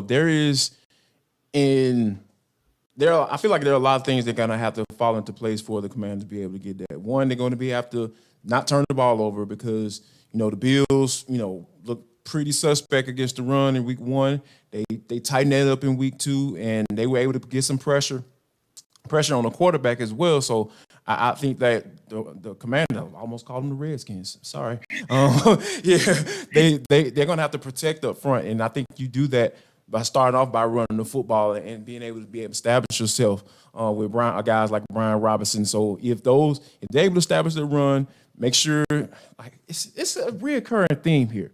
I understand the NFL, everybody want to throw the ball and look all cute and everything like that, but you have to be able to run the football to balance yourself out, especially when you have a young quarterback who you're trying to groom and not try to put in a bad situation. And because play action can be your friend if you run the ball successfully. And I think that once you get those things going together, it can be a beautiful thing. And I think that if the Commanders are able to get that running game going, I really feel like they'll have a chance to at least be in this football game, and 1 or 2 explosive plays can be the difference for sure. And we saw it up close and personal for ourselves last season when the Falcons played the Commanders, just how important, explosive, and unstoppable Brian Robinson can be. And then they've got, and Antonio Gibson as well did a number on the Falcons too. So yeah, you absolutely can put the ball in the QB's hands, but to both of your points, you have to be able to at least keep those defenses honest with your run game in order for it to be competitive and in order for you not to be predictable. So it'll be an interesting game. It is one of the more intriguing matchups for the weekend. So I know I'll definitely be checking on that. But in the meantime, we want you to check out what we'll buy and what will sell maybe in the Jackson 5 coming up. I know you Saints fans are so ready to see Ross Jackson, and you will. But first, Jarvis has to tell us about Prize Picks. Jarvis Davis here. Saints hater. No, I'm just kidding. I promise I'm just kidding. I don't hate the Saints. They're all right. They whatever. It's New Orleans, whatever. Anyway, Prize Picks is the most fun I've ever had, guys. Winning up to 25 times my money this football season. You just select 2 or more players, pick more or less on the projected stats, and place your entry. So, yeah, y'all got all that information about, how you feel about your team and all that stuff in the Saints. Bet the over on Derek Carr in. Bet the under on interceptions. Yeah, do that. Put your money where your mouth is because that's when it matters. So, yeah, go ahead and do that. Go ahead and test your skills out. Test your team and see if you can turn $10 into $250. All you got to do is just do a few taps. Hey, find Derek Carr, see where he is, see what that over-under is on that number, and bet the over. Go with it. Yeah, I need y'all to do that. Go win some money. Because all you got to do is go to prizepicks.com/LockedOnNFL. That's prizepicks.com/LockedOnNFL and use code LockedOnNFL for a first deposit match up to $100. That's all you got to do. LockedOnNFL. Drop the code in, prizepicks.com/LockedOnNFL. And plus, guys, Prize Picks has got you covered. They're going to do everything they need to do so you can get you some money. Daily fantasy sports made easy by Prize Picks. And who doesn't need a little extra cash? We definitely appreciate that, especially the people in New Orleans, because Jarvis seems to think that our city is stinky, not good. You got comments and commentary. Bourbon Street is a little stinky. Yeah, I'm coming for you if you keep it up. Smell a little bit. That's all. Yeah. That's now, all. Kyle, you guys are welcome to go in on the Saints all you want, but the millisecond you cross the line and go in on my city, it's going to be a problem. And you know what? I know Ross has my back on that one. But anyway, let's check out, speaking of Ross, he's our Locked On Saints host, president of all things Locked On NFL. He is Ross Jackson, and he's here with this week's Jackson 5.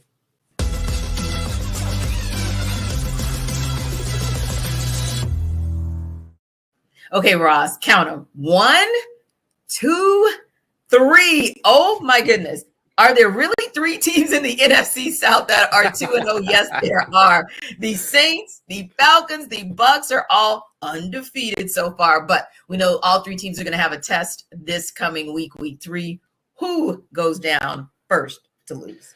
So this one's really interesting to me because I actually have all 3 teams losing this weekend. So I've got the Bucs dropping their game on Monday night to the Eagles. So technically they can't be the next NFC South or the first NFC South team to lose out of the undefeated. So it's going to come down to a big time heat race between the New Orleans Saints, who will face the Green Bay Packers, and of course the Atlanta Falcons, who will face the Detroit Lions. Whichever one of those games hits 0 first will be your next NFC South loser, or your first NFC South loser of the 2-0 undefeated teams. But I think all 3 of them have tough games this weekend. Absolutely. The Lions are coming off a heartbreaking loss, so I feel like they're kind of primed and ready to just get back in the win column, which means, oh goodness, the Falcons, I don't know. But I also feel like that might be a track meet. So if the Falcons lose first, it may be by default because they just run up the score and run through the game that quickly. There you go. But yeah, this will be an interesting one to see who actually comes out possibly 3-0, or if all 3 teams actually end this week 3 2-1. Now, speaking of another division that is actually 3-0, we're talking NFC East now, and we're talking Cowboys, we're talking Commanders, and Eagles. Now, I don't think the Eagles were a shock to anyone. Maybe not the Cowboys, the Commanders. Okay, yeah. But which one of those teams also will take their first L of the season at the ending of week 3? Well, we just talked about the Eagles winning Monday night, so it's not going to be them. The Cowboys, despite the massive loss of Trayvon Diggs, which is huge for them, but they still have really good defensive pieces back there. Of course, Micah Parsons, who's like one of the best defenders in the NFL. They also have the Arizona Cardinals this weekend, so they're fine. So for me, it comes down to the Washington Commanders. They have the biggest test this weekend going up against the Buffalo Bills. It could be some upset material there. The Commanders will, I believe they're playing at home for that one. So there could be a little bit of an upset opportunity there, but I don't see them squeaking past a very angry Josh Allen and the Buffalo Bills, especially after last weekend. Oh yeah. Angry Josh Allen. That's going to be I don't want to see that. Yeah. Exactly. Good luck with working through that. And good luck with kind of the head scratchers of those teams who are on the other side of this conversation, which are those teams that are 0-2. And the reason I say good luck is because a couple of them were really surprising to all of us. But for you, Ross, who was a head scratcher where you said, wow, didn't think at the end of week 2 we'd be talking about this team not having posted one in the win column? Yeah, this one was a big one for me, and it was the Denver Broncos. I didn't see them being 0-2. They had the Raiders the first week. They had the Commanders after that. I thought that they were going to end up in a situation where they were going to at least be 1-1 with Sean Payton coming to town, the combination of Sean Payton and Russell Wilson getting things going, letting Russ cook and all that. But so far, Russ has been maybe – he might use the microwave. He's just fixes the bowls of cereal, whatever it is. It ain't working for them right now. And so to me, that's the biggest surprise of the 0-2 teams is that Denver Broncos team led by Sean Payton. You're not used to seeing a slow start for that guy. Yeah, when you look at his QBR rating, when you look at the percentage of completions, everything, at least on paper, looks like, okay, we're back to the Russell Wilson of old. And on some level, you are, but on the same token, not quite to the level to get you a W. So maybe it happens for them in week 3, rather. Now, you have some teams out there like the Carolina Panthers, as an example,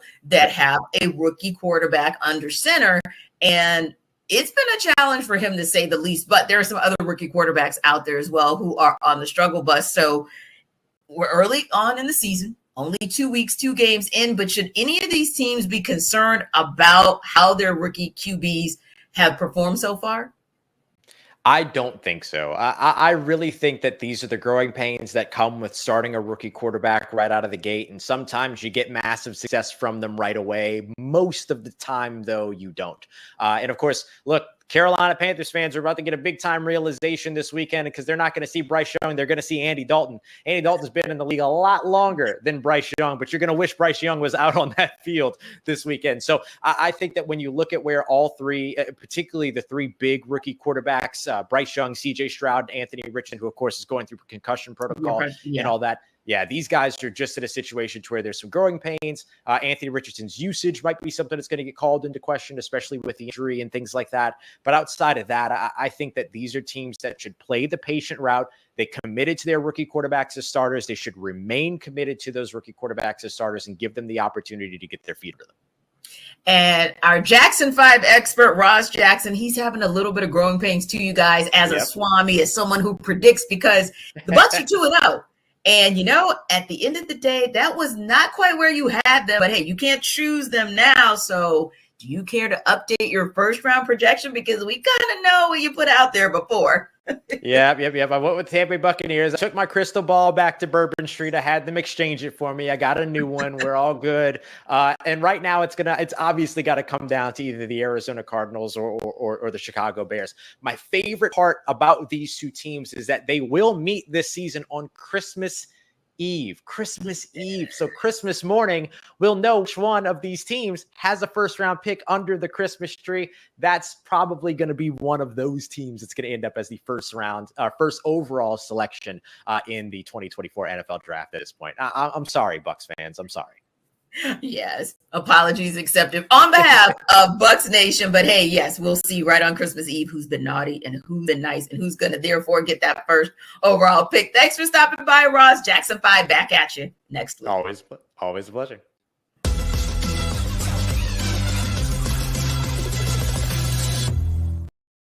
Hey, Kyle, I want to start somewhere that I thought was interesting. And I know you guys have reaction, but there are a couple questions I wanted to ask. One for Kyle, one for Jarvis. So Kyle, one of the things that Ross mentioned was the play of the rookie quarterbacks. Now, honestly, we know Anthony Richardson's down because of concussion protocol. And we also now know that Bryce Young is officially not going to go this weekend. But in looking at what they've been able to do or not do from this class of the quarterbacks from 2023, right? So Bryce Young, C.J. Stroud, Anthony Richardson, Will Levis. And then you look at 2022, Brock Purdy's up here, but we talked about Sam Howell a little bit. We talked about Kenny Pickett, Desmond Ridder, still kind of to be determined. And we still have not had any real sightings of Malik Willis.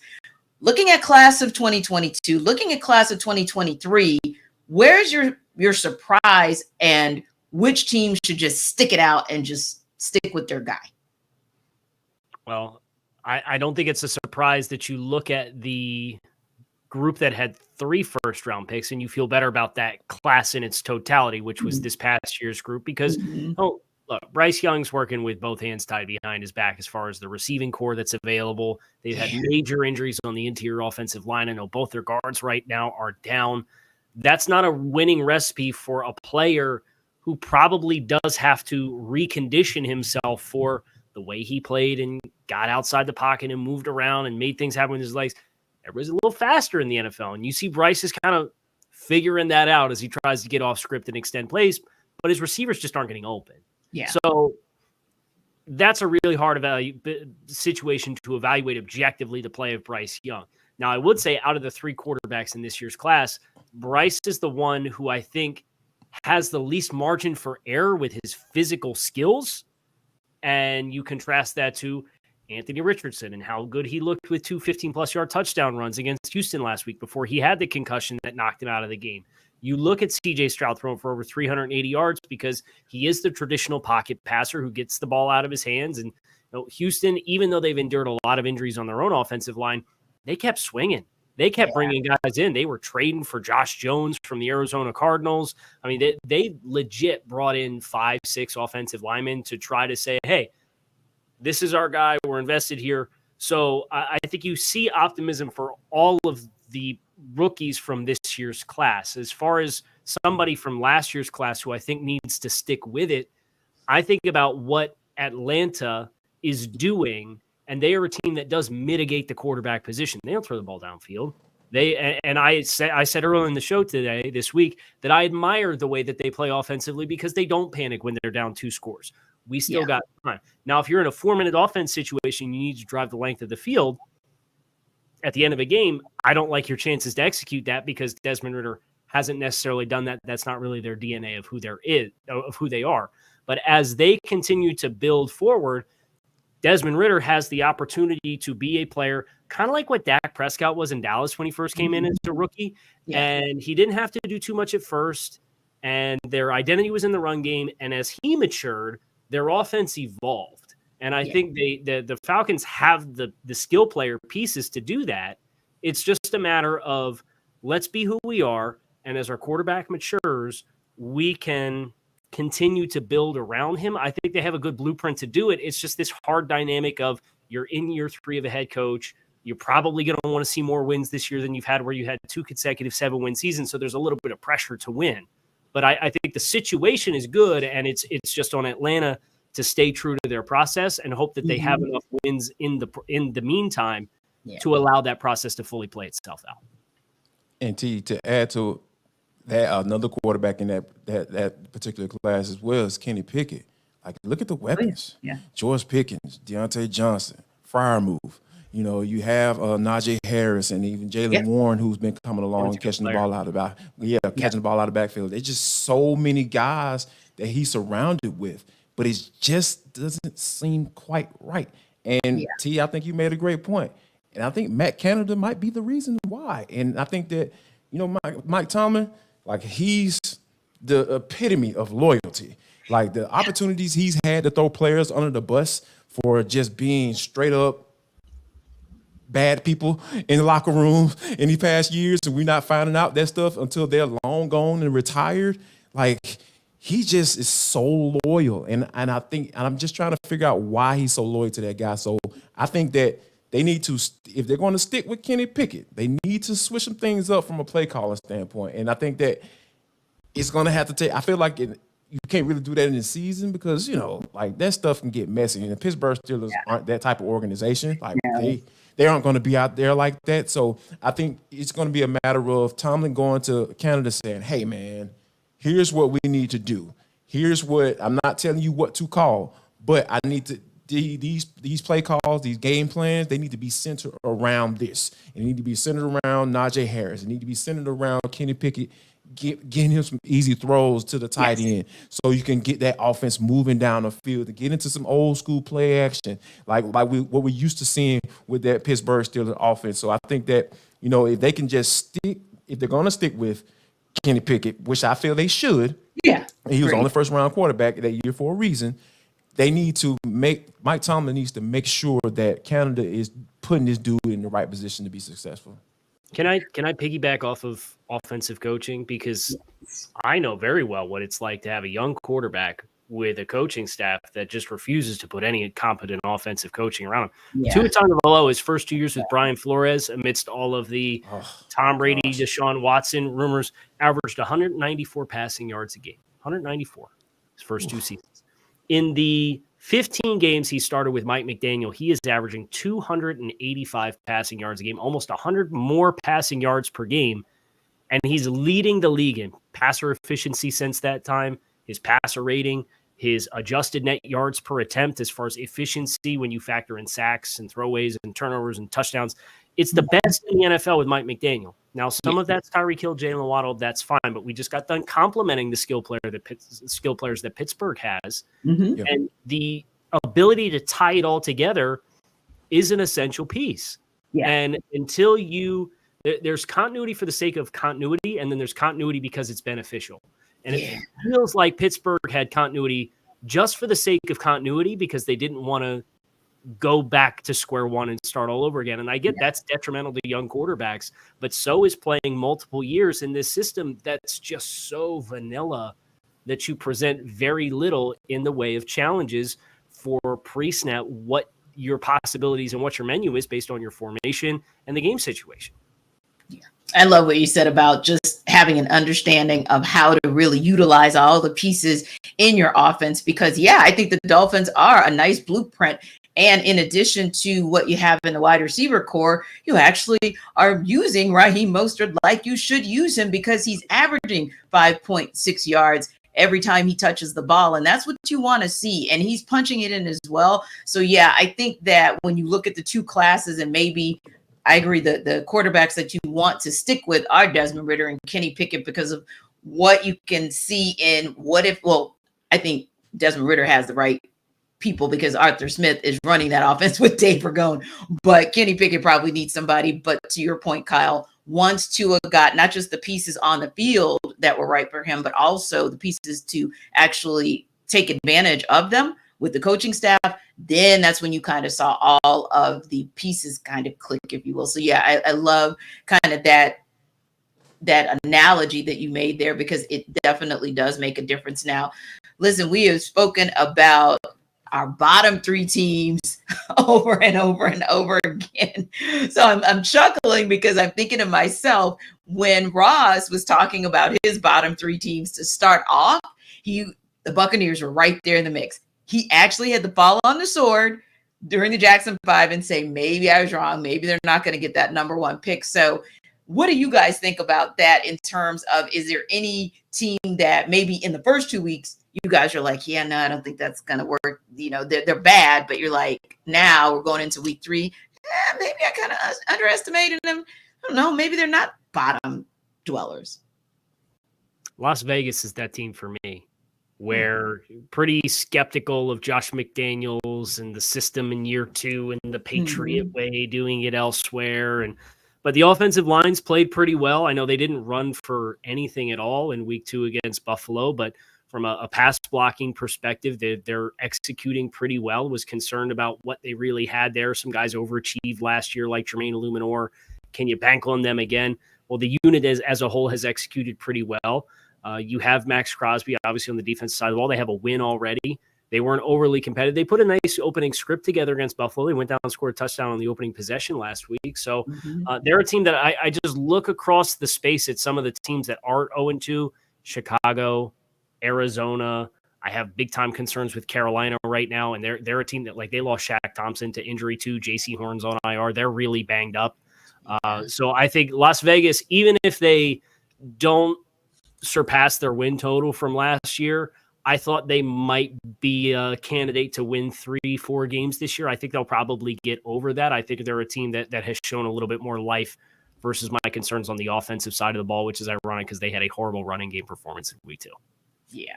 How about you, Jarvis? What team is the one where first week, second week, you were like, yeah, they are bottom dwellers, but maybe now you're rethinking that? Ooh, wow, this is an interesting one. Because I coming into the season, I thought the Patriots were going to be, that type team because it just, like, with all the bad, drafting on the defensive side of the football with Bill Belichick, it just seems like, hey, they just can't figure it out. And then, deciding to put a defensive coordinator, and offensive coordinator and with a young quarterback, on top of that, compounding that error. It just seems like, and bringing in a guy like Bill O'Brien, like I called him the stabilizer earlier on, so I'm going to give him a little bit more credit as well, too. It just seems like, hey, they're starting to look like the Patriots a little bit. They are looking like a team that, hey, they can come out there and say, you know what, you're going to have to beat us today. We're not going to beat ourselves. Our offense coordinator is going to make sure our quarterback is put in the right situations, and we're not going to turn the ball over. And then, hey, just look out for our special teams, too, because we're going to be able to make plays on that as well. So I think that the Patriots are a team that I was like, oh, you know what? They might have a chance to replace Mac Jones, but, I'm starting to scoot towards, hey, they might be at least a solid team. Yeah. We'll see after both teams play week 3, we'll see how they do, and we'll see if we're putting them back in as bottom dwellers. Now, it's the final stretch for this NFL Kickoff Live crew, but if you're hungry in the final stretch, you probably want to hear about DoorDash. I don't know about you all, but sometimes I'll be sitting at the house and, I may have eaten dinner maybe a few hours earlier, but I just get that feeling in my stomach, and it's just like I'm hungry. I know I'm hungry. And, I've been working out and all that stuff, so maybe it's my appetite. My appetite is going up. So guess what? To thirst that appetite, I go to DoorDash. Yes, I said it right, DoorDash. And sometimes I want to cook, so you can get your groceries. Guess what? You can get them You trusted DoorDash to deliver your restaurant favorites, and now you can get grocery delivered right to your door. I know I don't like grocery shopping because, it just takes too long and all that stuff. You can eliminate all of those issues, all of those concerns, all of those worries by going to DoorDash, because you have thousands of grocery stores to choose from, and you'll find the best in your neighborhood and boost your local economy with each and every order. So get 50% off your first DoorDash order up to a $20 value when you use code LOCKEDONNFL at checkout. Limited time offer, terms apply. Yes, that's 50% off up to $20. No minimum subtotal. That's very important. And 0 delivery fees on your first order when you download the DoorDash app in the App Store and enter code LOCKEDONNFL. Indeed. Now, there are some people that might be in trouble as far as their fantasy football and their fantasy league goes, and it may be some time to make some moves, but Michelle Majuk is actually going to tell us about which players you may need to sell now to salvage.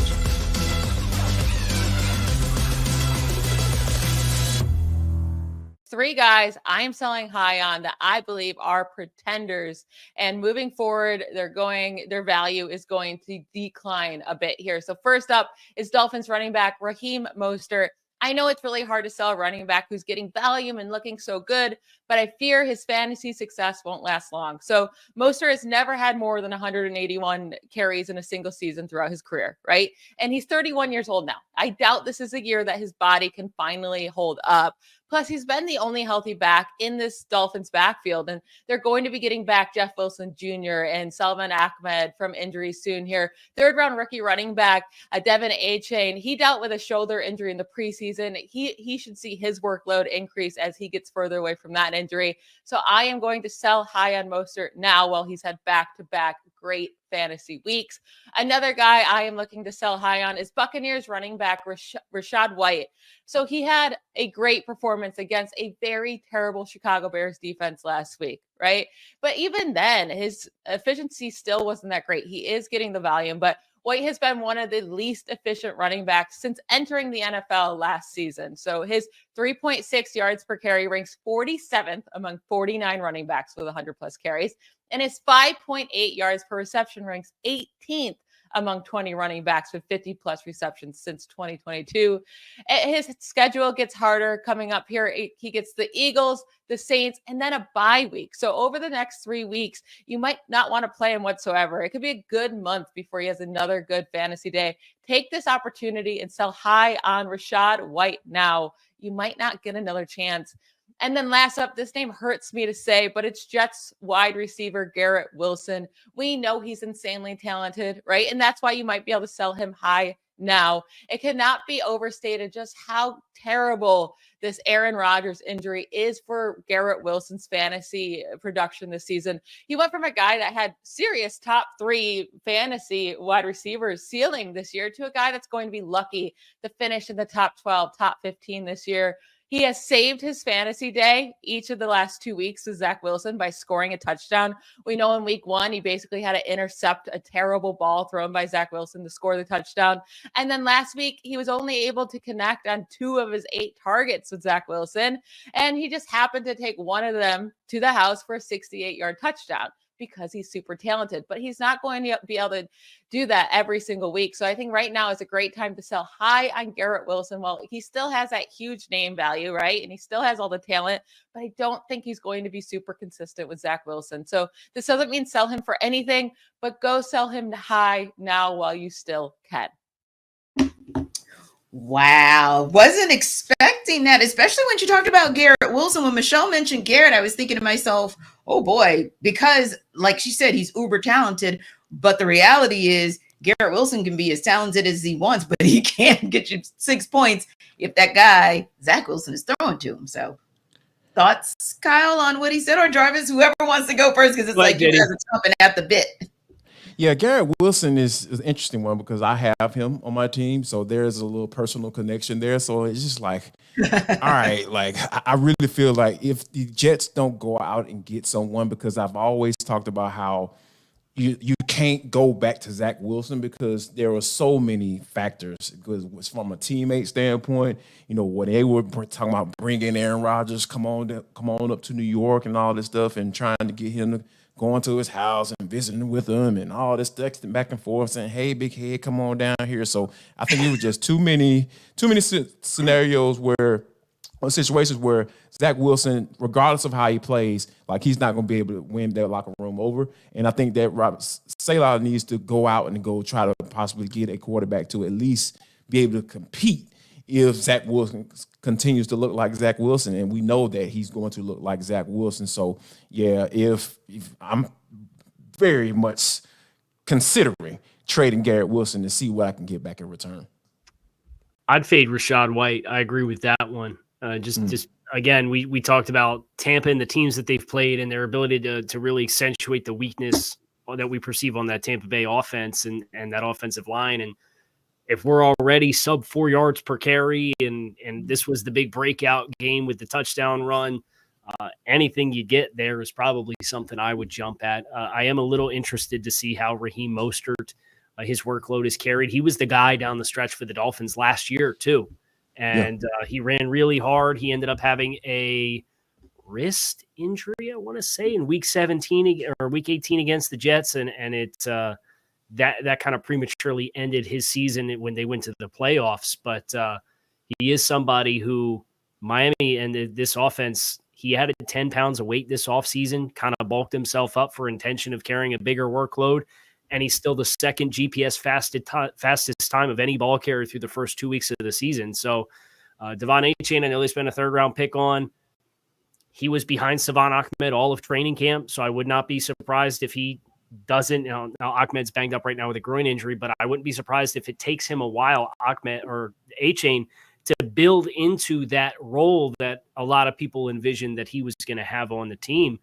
Jeff Wilson coming back off of IR in the next potentially 2 weeks could provide some kind of ding, but if Raheem Mostert's going to be an RB2 for a fantasy squad, I think you could do a whole lot worse. So he's somebody I'd probably want to see him through just because teams are going to be continued to try to dedicate taking away 10 and 17 on the outside. And when you do that, you're going to get light boxes.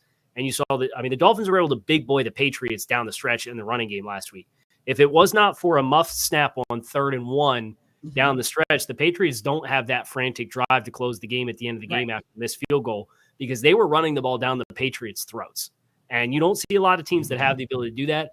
I think they took advantage of how New England was trying to attack coverage, and then you got late in the game, and they just leaned on them, and you hit an explosive run. And in fantasy, all it takes is one. It's 10 points. Absolutely. Yeah.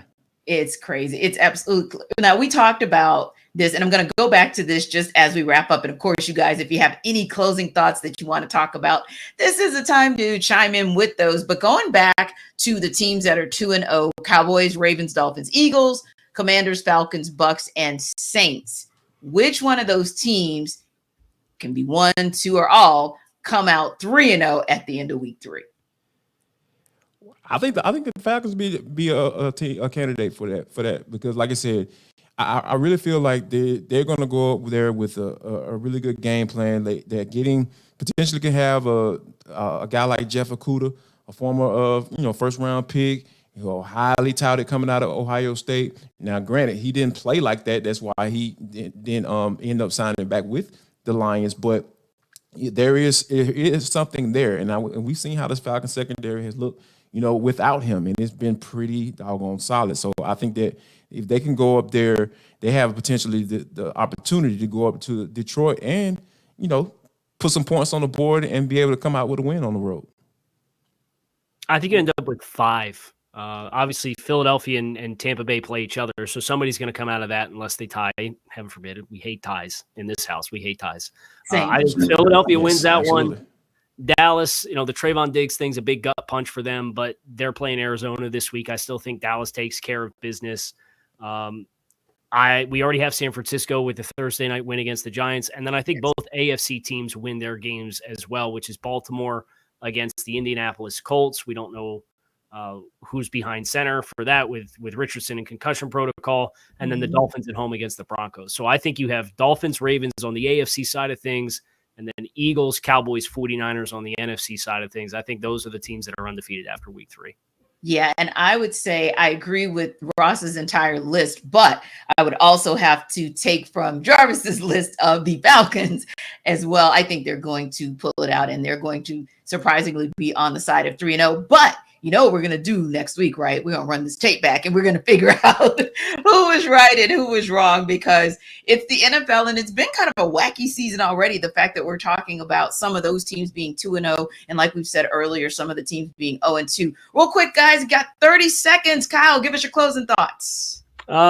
Yeah, I think this is a really good week to kind of get the sample size where you need it for that middle pack. I think a lot of these 2-0s and some of these 0-2s, a lot of times you got what you thought you did. Some of these teams in the middle ground, you could tell me a team's 22nd, or you can tell me they're 11th or 10th or 9th. And I believe you. You know, you have a legitimate argument. So this is kind of where rubber meets the road a little bit. You get a little bit of separation here. This week should be fun.